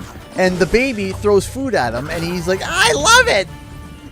He's like, I love it! And, you know, we're like, stop throwing food at Denver! And he's like, it's okay, I love it! And he eats it up, and then after he finishes eating the breakfast that they threw at him, he then determines how much kibble he eats. He waits.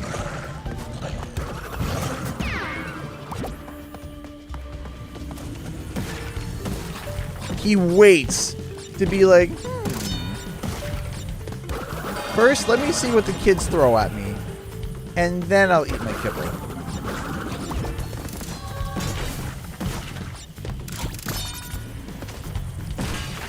Did he come with a bone or was sold separately? No, he did not come with this bone. We bought him a different bone. That was extra. Which I haven't owned a pet in like a long time, and since when was dog food expensive? No, that's right.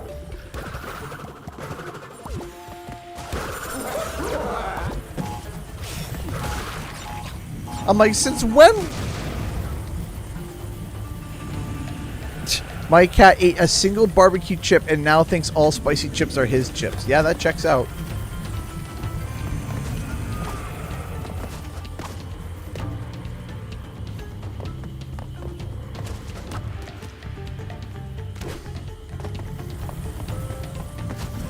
Like, I didn't realize. I was like, yeah, let me go get a bag of dog food. Just a small bag. And then I walk in. They're like, oh, yeah, so this bag of dog food's $18. I'm like, for a big bag, right? No. For, like, one of those, like, sampler bags. I'm like, excuse me? How much? I'm like, okay, how about a bone? I remember rawhide bones. Getting a bone for a dog, it used to be, like, you know, fairly cheap. It was, like, you know, I remember it used to be, like, you know, like $1.50 a bone. Like, yep, so that's $4 a bone. I'm like, huh? It means $4 a bone. Now, luckily, he's not ripping through the bones like our old dogs used to. People don't believe me when I say this, but it's true. So, we had dash hounds, right? We used to have dash hounds. We used to have to buy our one dash hound the pitbull-sized rawhide bones. And everyone's just like, yeah, right. I'm like, I'm not kidding you. He would get them, snap it in half, and squirrel it away, squirrel like a quarter of it away somewhere, and then chew on the bigger half. You know those big, like, big rawhide bones? The big ones? Yeah, our dash hound would snap them in half like they were nothing. And they're like, oh, so you're getting this for like a Roddy or something? No, a dash hound. Because we would get him just like the small rawhide bones. He'd destroy those in a day. So then we'd get him the medium-sized ones, and he'd be through that in 2-3 days. So the only ones that lasted were the ones that were meant for like Roddies and Pitbulls.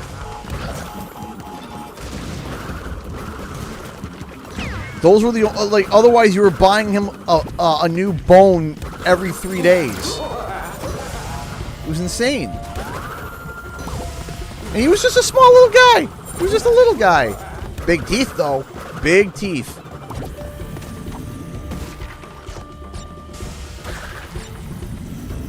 My cat is a toddler. I swear the only human food he likes is chicken nuggets. Oh, jeez Louise.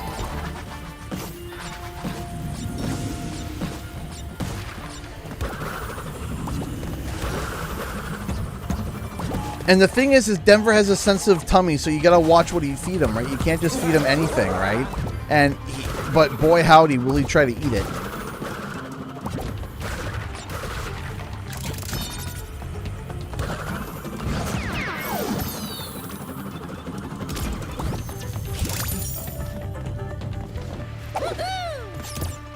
And actually, he's starting to really warm up with us. He's starting to warm up with us even more. He's, now he's starting to bark more.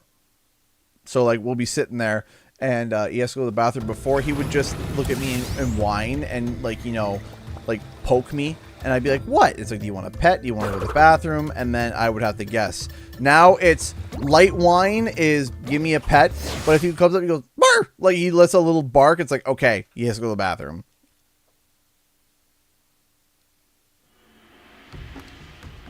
All right, let's go for that blue gem.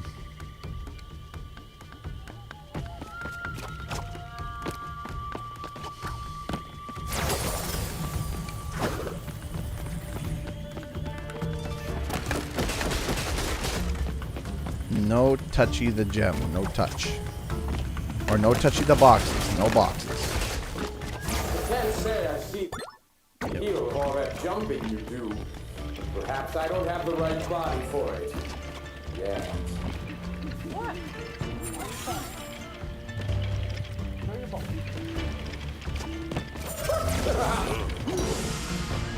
Hey, Jakob Sahin donated $1 Australian through Super Chat. Thank you so much, Jakob Sahin. I appreciate that. Thank you, thank you, thank you so much. So now we're trying to go for the blue gem.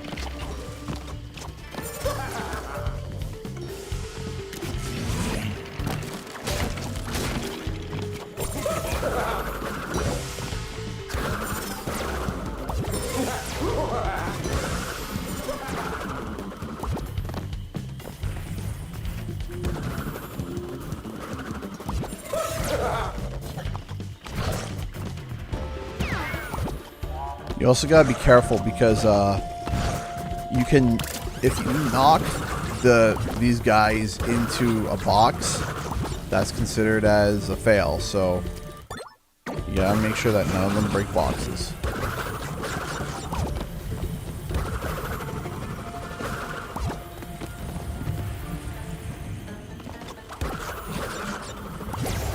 Sometimes I think you're my only friend. And then I realize, no, that's right.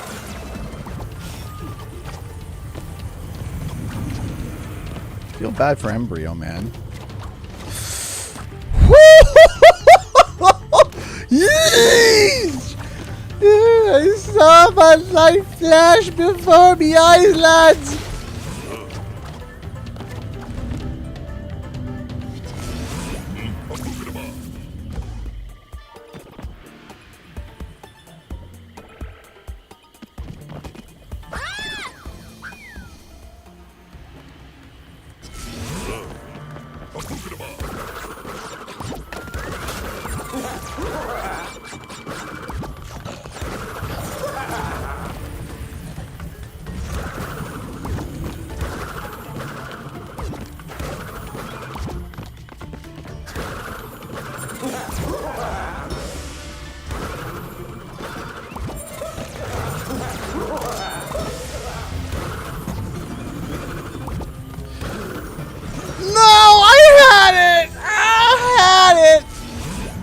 Oh wait, no, we got a checkpoint. That's right. Okay, we're good.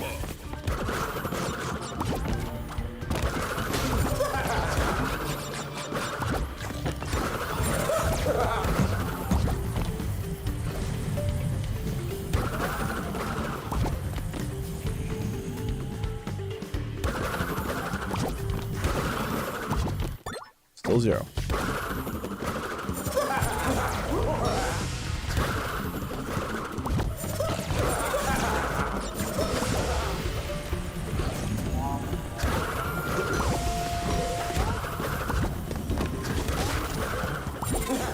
What? What?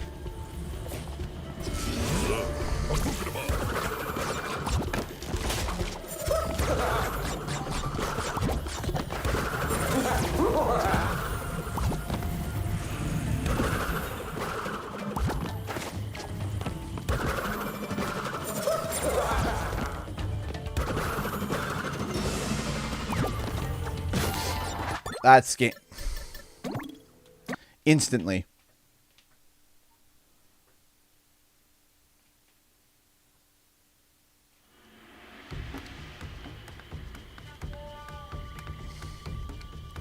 Yeah, checkpoint box. Instant.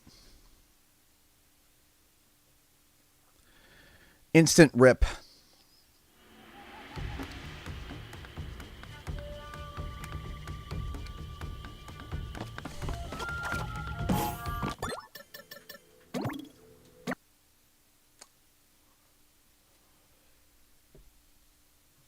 Ripperoni, pepperoni.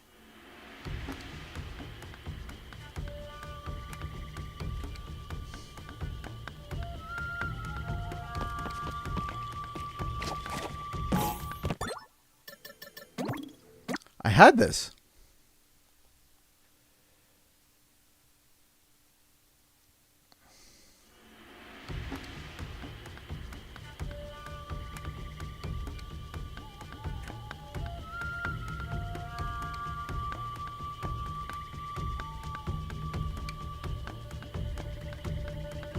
Ow. Okay.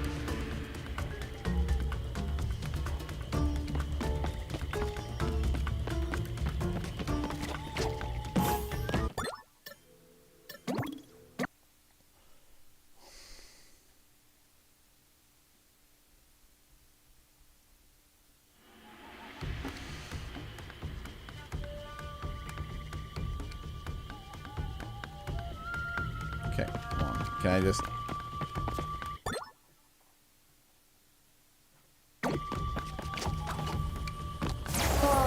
Look at us, just like the old days. We're Working I hit a together box against for some those reason. who keep us down and humiliate us by forcing us to pick out our own birthday card and sign them from him. I can't say I see the appeal of all that jumping you do. Perhaps I don't have the right body for it. Yeah. I just genuinely feel bad for Brio. He's just like, literally like, yeah, he had to pick out his own birthday card and sign it and say it was from him. And his takeaway is he could have at least paid half for the birthday card.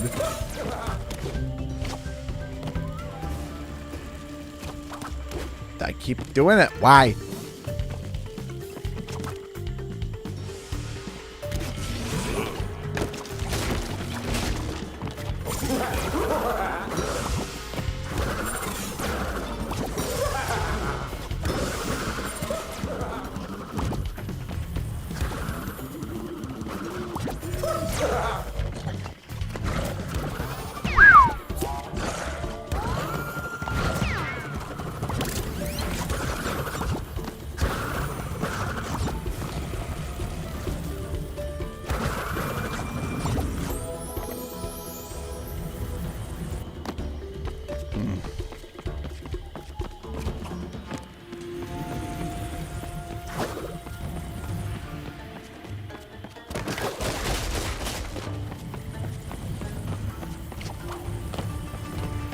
I miss Crash Bandicoot, man. I miss it, but of course I miss Spyro more.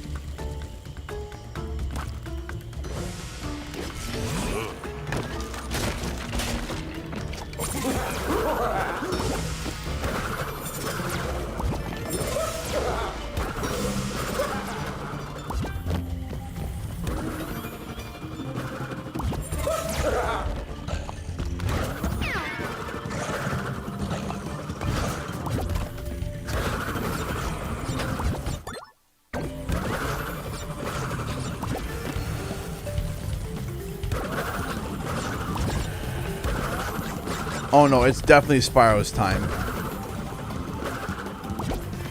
Just the question is when? When? And I'm hoping soon. I shook a tree this morning, a singular tree, in regards to Spyro this morning to see if maybe I can get something from it. I haven't gotten an answer back yet. So I'm hoping that I get a response within the next couple of days. If I get a response back and get a response back, then I'm maybe able to get some sort of heartbeat check on a few things.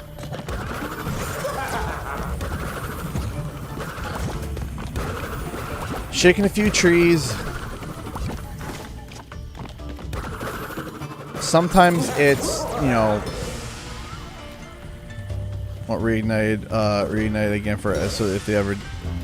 I would love if as part of like the release of Spyro 4, because I came up with this idea years ago and everyone dunked on me for it, and I was just like, really? And I was explaining about how, you know, there's new consoles, right?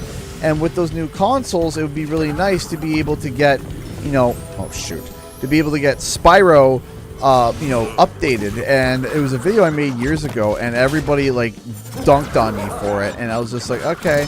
But it would be really nice is that if when Spyro 4 comes out, there's also some sort of like update or release for Spyro Reignited where it's like, hey, bug fixes. Also, there's a PS5 and Xbox Series X version, and you know, we went back and fixed Spyro 3. Oops, you know, we know that Spyro 3 was a bit of a handful, and so we've decided. So you hit the checkpoint, you're toast.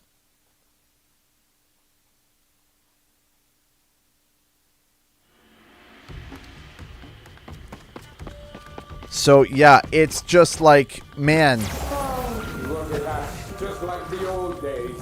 Working It's like, together man. to keep us down and humiliate us by forcing us to pick out our own birthday card and sign them for him. That would be really cool. It'd be really neat if they did that. And I still stand by that original idea. Perhaps I don't have the right body for it. Yeah. But yeah, like I said, I'm trying to shake a few trees, trying to see if I can pull some more information. Oh, I can tell you a minor update about something else, like Sly Cooper. I'm still as lost as I was before. Yeah. All the people, all the sources that I've spoke to in regards to Sly Cooper, even one very important, it is still a gigantic question mark. I can't make any sort of heads or tails when it comes to Sly Cooper. I can't. And I am profoundly left just confused. I am profoundly still left in a confused state for Sly Cooper. I don't know at this point.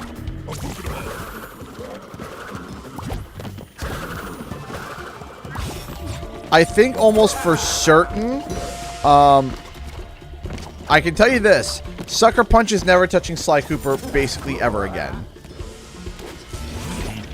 I can tell you that. That's the news that I know, is that Sucker Punch ain't touching Sly Cooper ever. They're not interested in it. They don't want to. They're done. They are done with Sly Cooper. They don't want anything to do with Sly Cooper.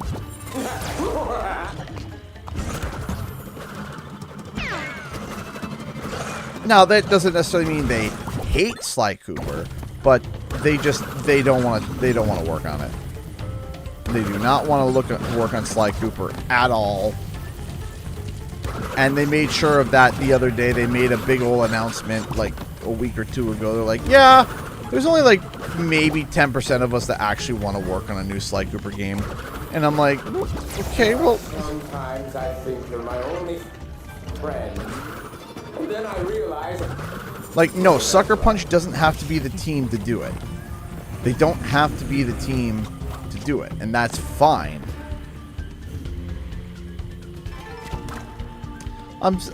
Yes, thank you, Toya, and yes, he is a good boy. He is a very good boy.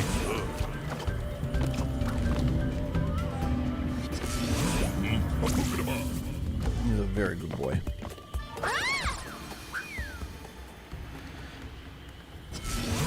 And I was just like, man, like, you could have just said, hey, you know, we love Sly, we're just not really interested in working on him right now. Like, that would have been that.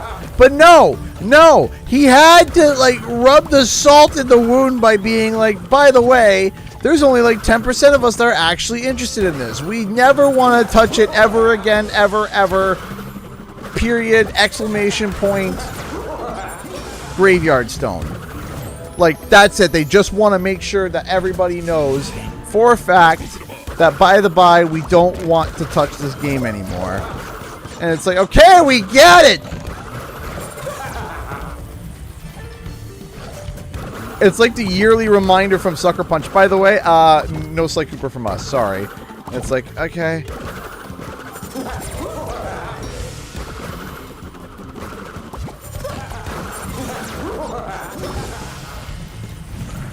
But it's like, if there was a constant need every, like, I just got a question.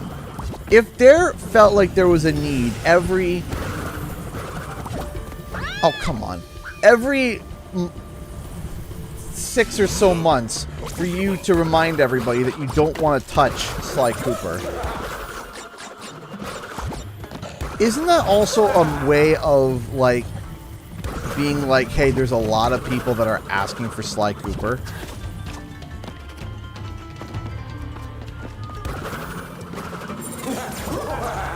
Like, am I...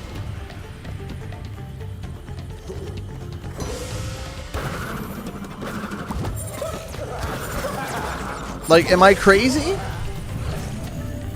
If you feel the need to have to say and just like remind people, feeling like on, you know, a bi-yearly basis or an annual basis, hey, by the way, we don't want to touch it.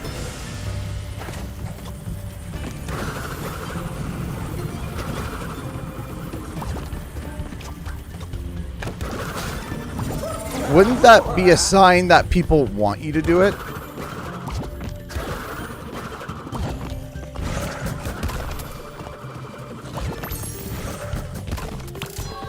Maybe that's just me. But we got the blue gem! You too, Matt. Thank you so much for stopping by, dude.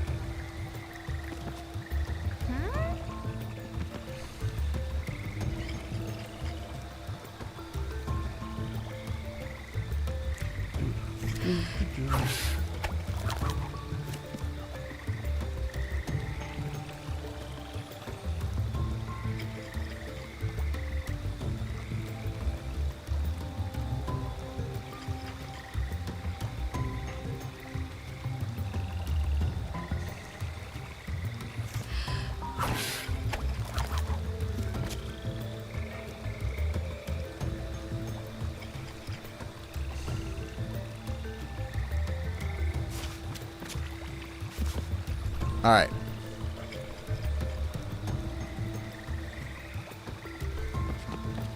Have you figured out your US shipping issue?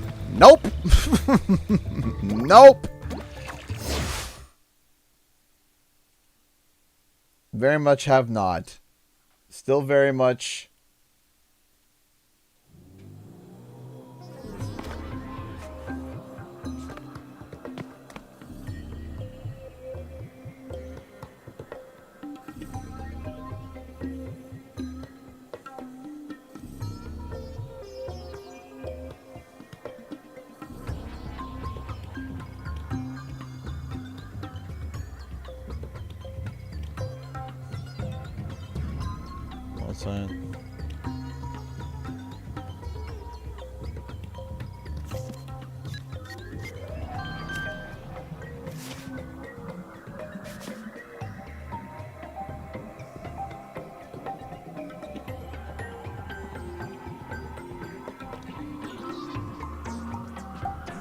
All right.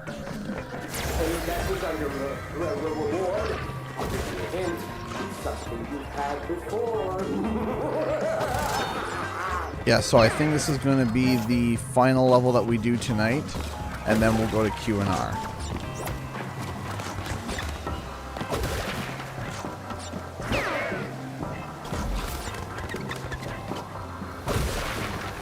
I think tomorrow we're going to do some Sonic Cross Worlds.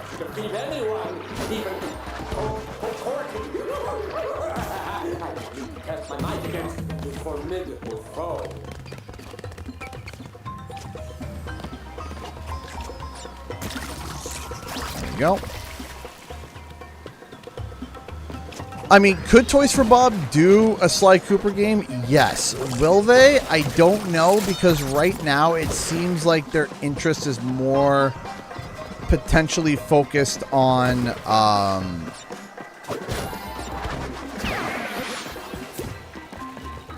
Banjo after Spyro. Unless they want to do more Spyro. I'm not sure.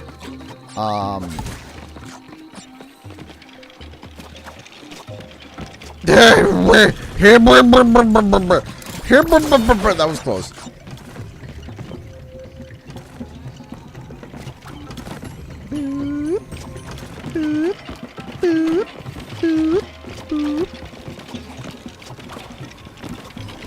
Got it. There we go.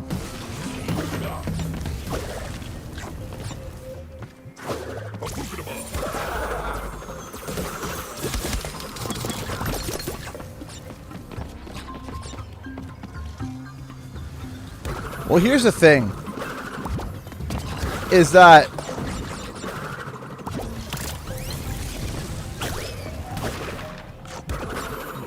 Bubsy has set a standard. If I thought Sir Daniel was the standard. I thought if Medieval could come back, then, you know, then almost any game could come back. The bar has been lowered. The bar has been lowered because Bubsy. And now, if Bubsy can come back,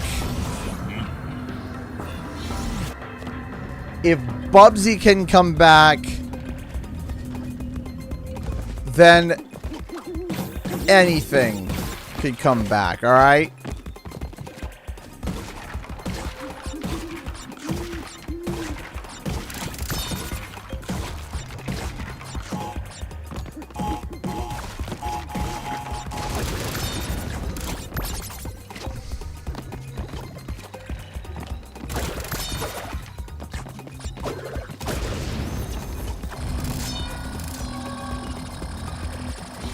I know, right? Lion's Oasis? It's crazy.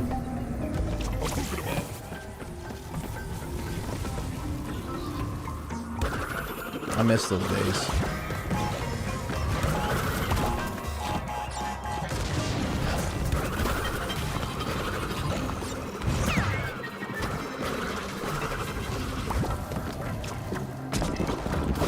You don't realize how good you have it until it's gone. And I feel that. I feel it right in my chest. I feel it right in my heart.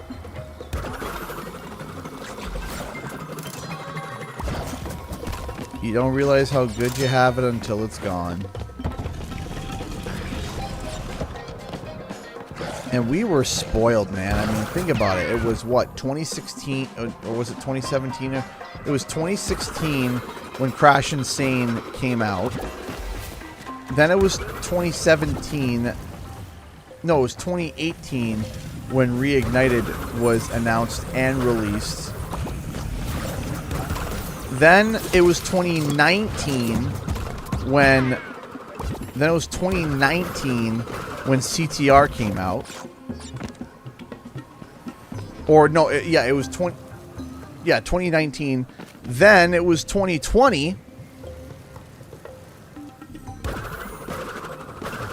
Then it was 2020 when Crash 4 came out. Then it was 2023 when Rumble came out. Shoot.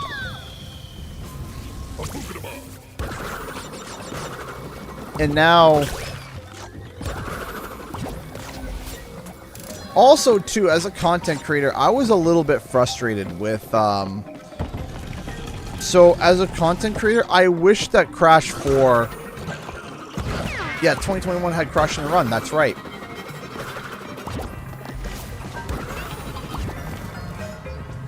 I was a bit mad with the short advertising cycle that Crash 4 had. I wish that it wasn't announced at the summer Summer Game Fest, because it only got like 3 months of advertising and it didn't leave us much space for speculation or for, you know, all the different stuff, right?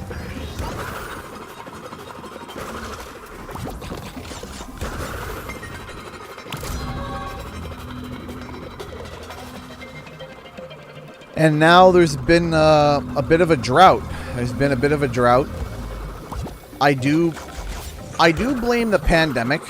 Oh shoot. I do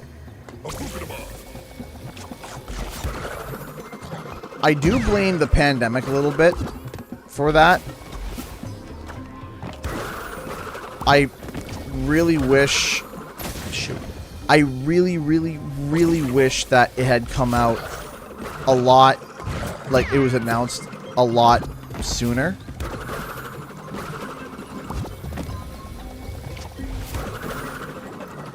Because I think it would have been a lot better for us as content creators, because then we can talk about it and we can discuss about it and we can get some really cool stuff going. And it was just like hypercharged. It was like just hyper concentrated from what was it, June to October, right? So it was like June, July, August, September, and then the beginning of October. So it was like 4 months, like just 4 months of advertising, which it would have been nice if it was its typical 6. I really would have preferred its typical 6 months, but we didn't get that, unfortunately.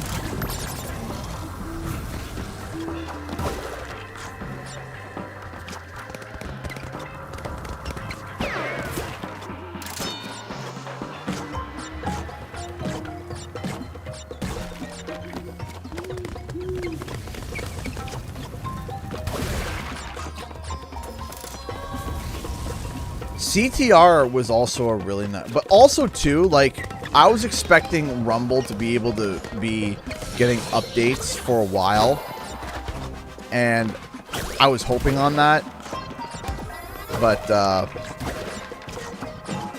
that's not what happened. Rumble didn't get, wasn't around long enough, because you see. And here's something that a lot of people will sit here and get mad about. And you know what the thing is that I'm not going to sit here and be scared to admit it, because it's true.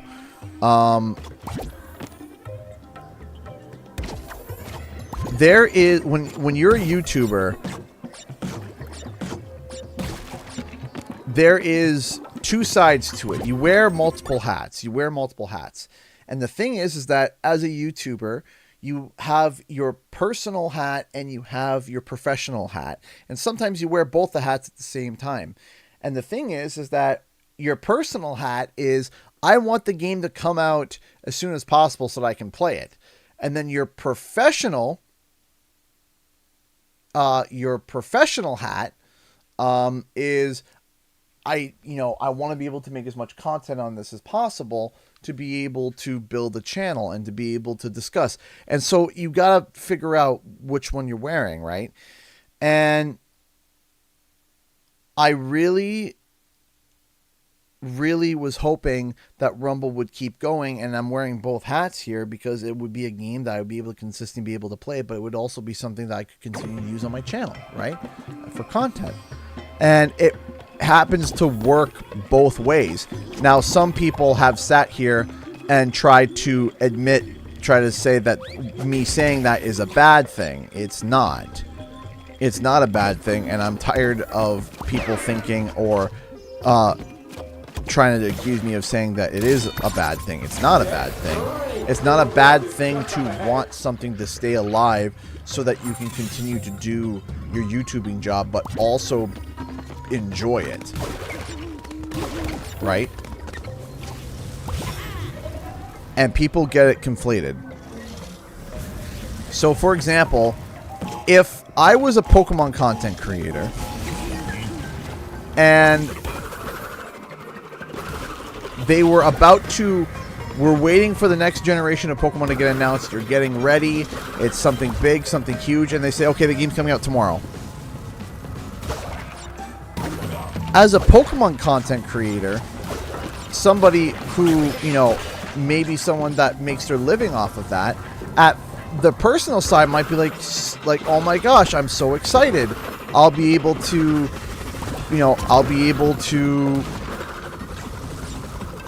play it as soon as possible. But the professional side is also going to be like, oh no, all my guides I was going to make, all the content that I was going to make for it, all these things have now just been expedited.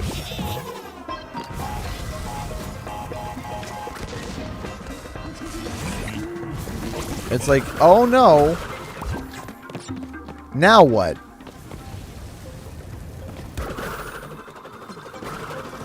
And so that's the thing, is when I hear something like, oh yeah, the next Crash game is going to come out in 5 years, if I heard that, a part of me is just like, okay, a part of me feels like, okay, that's fine, that's okay.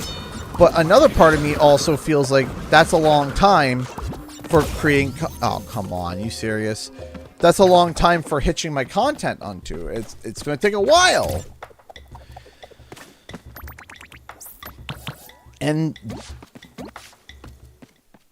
that's the fact of the matter. So, all right. We're going to go to Q&R, ladies and gents. That's all the time we have for tonight. Let me quickly get the clock set up. And we shall get going.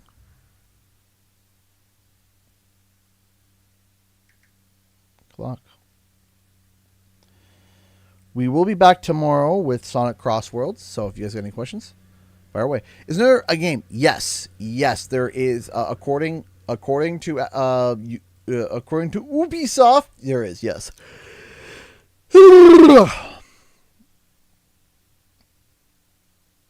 Have you seen the anime Spider-Man like game called Anata? I've seen clips of it. I think it's hysterical. Of just how badly it's ripped. Like, man, Sony's lawyers are just salivating.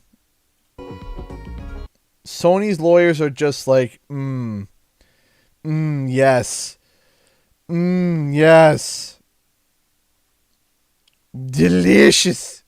It's delicious.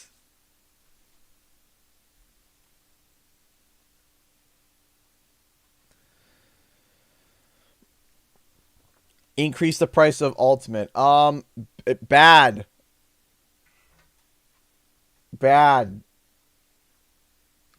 Especially Denver, back up, buddy. It's bad. Not good. Not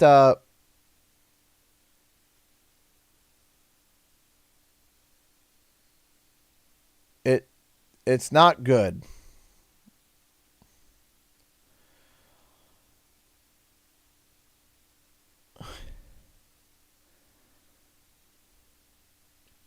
It's not good.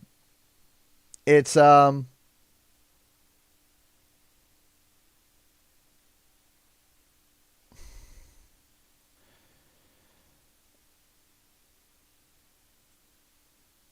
here's the thing.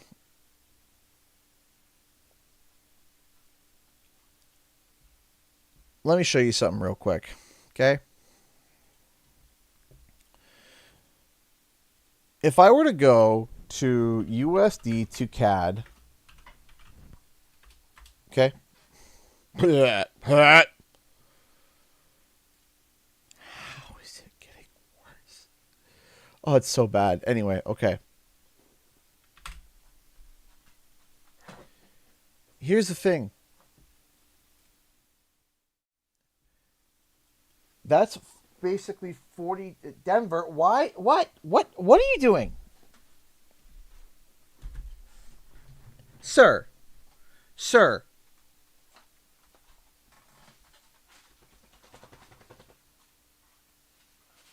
Yeah.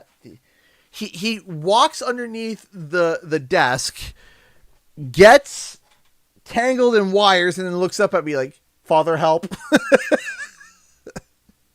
Like, what are you doing? So it's $42 a month now in Canadian dollars, right? I can't afford that. I really. Because here's the thing, now, okay. The value of Game Pass is great if you are playing games on it constantly. If you look at the library and you're like, yes. Absolutely. Yes. I play a lot of Xbox exclusives. Then by golly gee, it is a, can you stop what? Denver.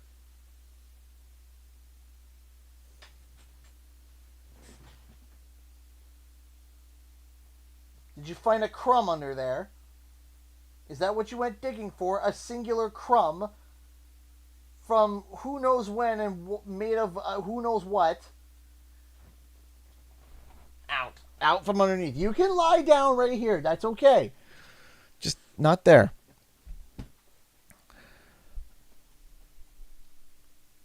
Great job, Emerald Queen. So, yeah. Where's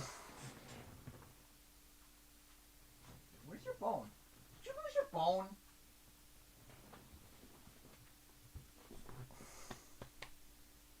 You want up?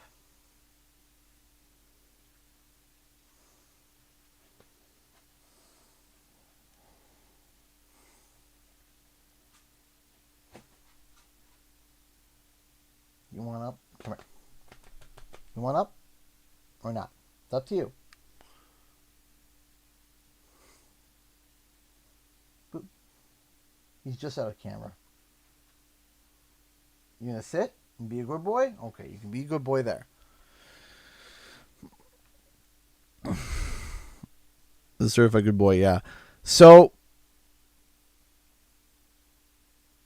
I don't like the price.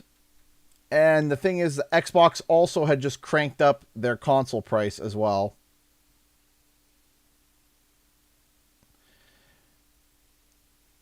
I don't know.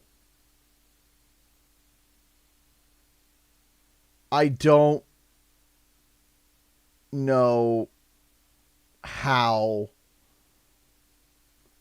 Microsoft is going to be able to, because they've increased the cost of their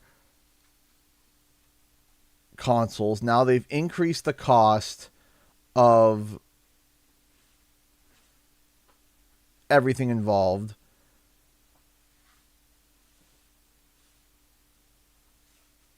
I don't know, man. I don't know.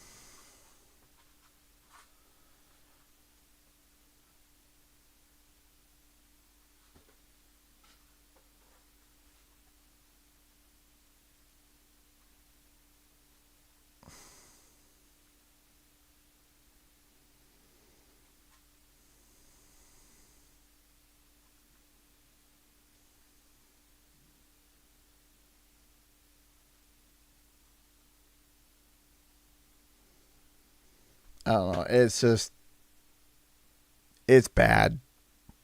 It's bad. I don't get it. I don't understand it. And here's the thing.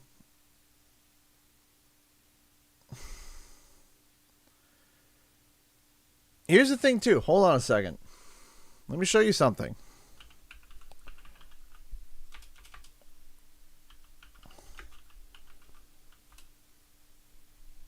Okay.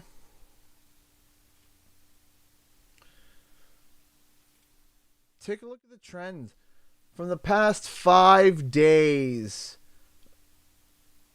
It's just gone up and up and up. Now, of course, you're like, oh, if you do it in past 1 day, it's gone down. It's gone down a bit. Yes, it has gone down a bit. But look, it's going back up. There's the stock. Here it is in the past month, the past 6 months. Year to year, the past 5 years, right?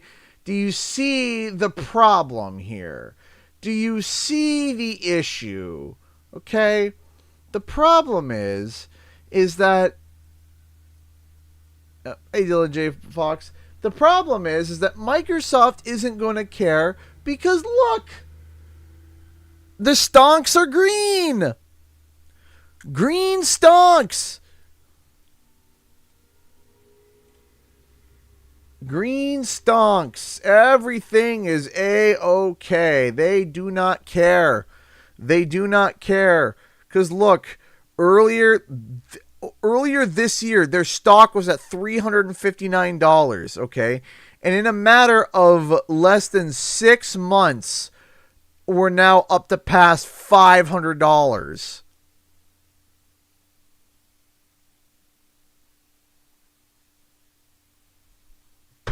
It's gone up 38% in the past 6 months.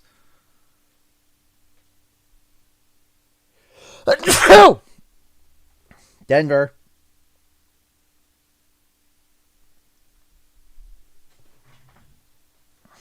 What? Come here. Come here.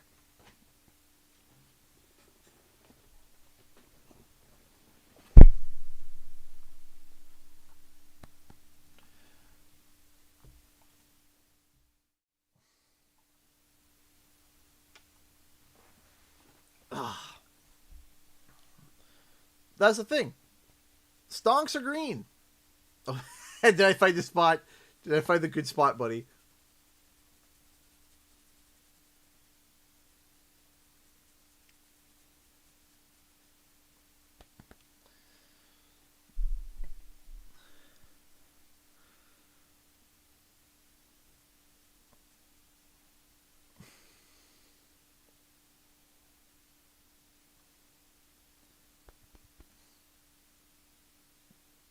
What's up, huh?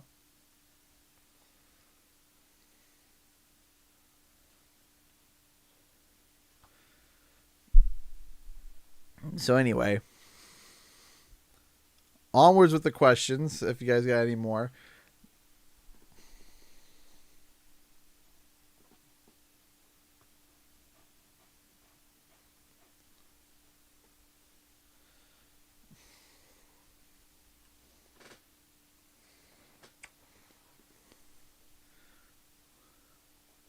Who or what inspired you to get a dog? It genuinely was right time, right moment. I've always wanted, I love dogs. I've always loved dogs. But the problem was we have 4 kids.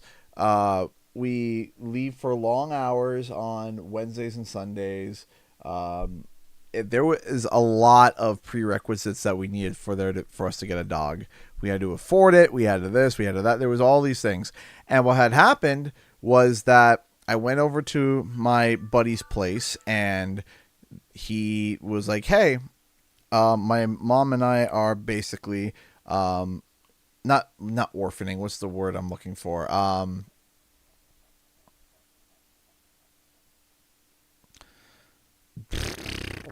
What's the word I'm looking for? When you gotta house somebody, it's not orphan. What is it? It's rehoming. Yes. Foster. They're like, we're foster parenting a dog. They're being foster parents. I said, oh, fostering. That's the word I was looking for. Foster. Yeah. So they're like, yeah. I said, oh. So I walk in and I saw him and he saw me and I fell in love with him. And I was just like, oh, hello. And he was all snuggly and he was all over me and he leapt in my lap and I was just like, oh, you are precious.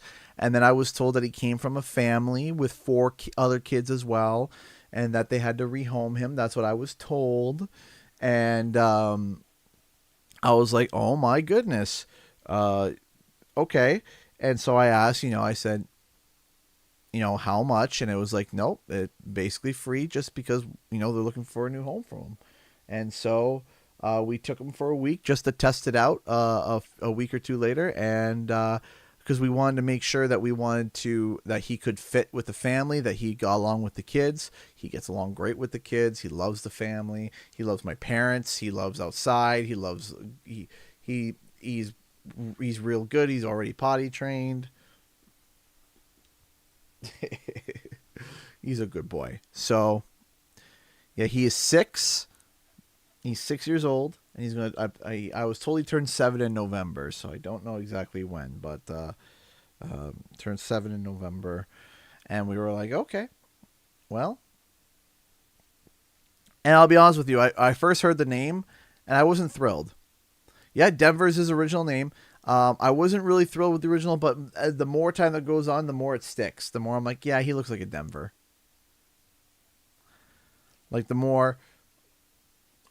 Also, the kids love the name. The kids are like, we're calling him Denver. I was like, okay, can we try something similar? Like, I tried going something nerdy like Dende from Dragon Ball Z. Like, what about Dende? What about... No. They're like, no, his name is Denver. And we were like, okay. Well, I guess it's Denver. So, any Spyro updates? No, but I shook a tree today to see if I could get a Spyro update. I'll let you guys know if I can let you guys know anything. So,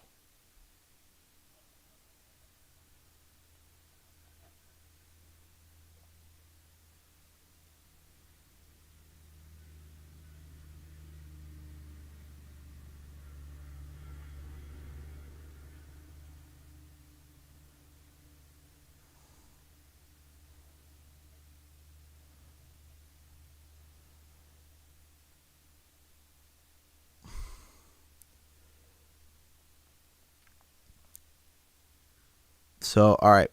If you had 1 hour to prepare a stand-up comedy bit, could you do it? Absolutely. Give me 20 minutes.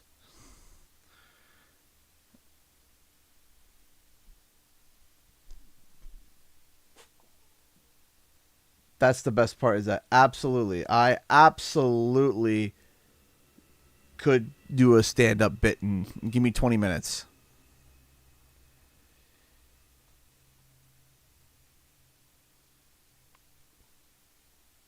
It's, for me, I could do it. It would, and the funny part is that if I were ever to do stand-up, if I ever were to do stand-up comedy, the best part about the stand-up that I would do is that it would just be true stories. That's it. It would just literally be like, for better or for worse. Is my arm tasty? Why? Why my arm?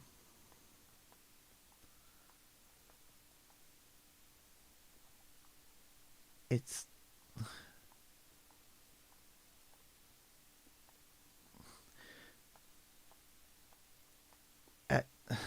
why?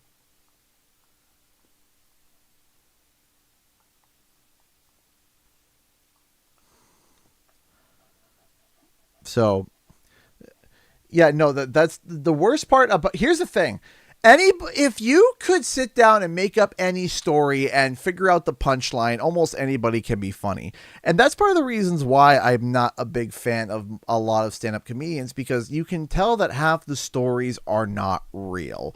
And the thing is that for better or for worse, my stories are true. And the problem is that may be problematic, because it's up to you to decide if it's a good thing or not. Because if these stories are all true, I'm just as damaged as the story says so.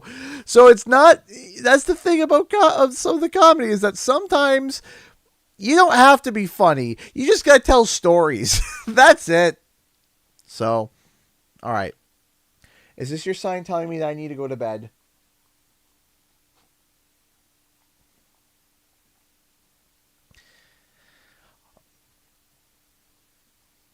Okay. Fine.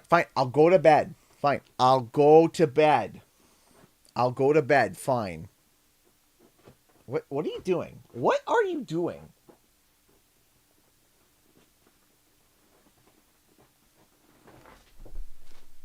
What are you doing? What are you trying to go for? That's filament. No. You can't have filament. Oh, I don't know what's with you with the filament. Say bye, Denver.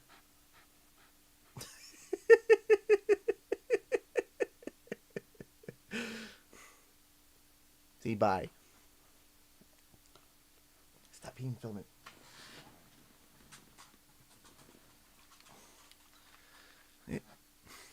What? What? Anyway, you can see him right here. He's like.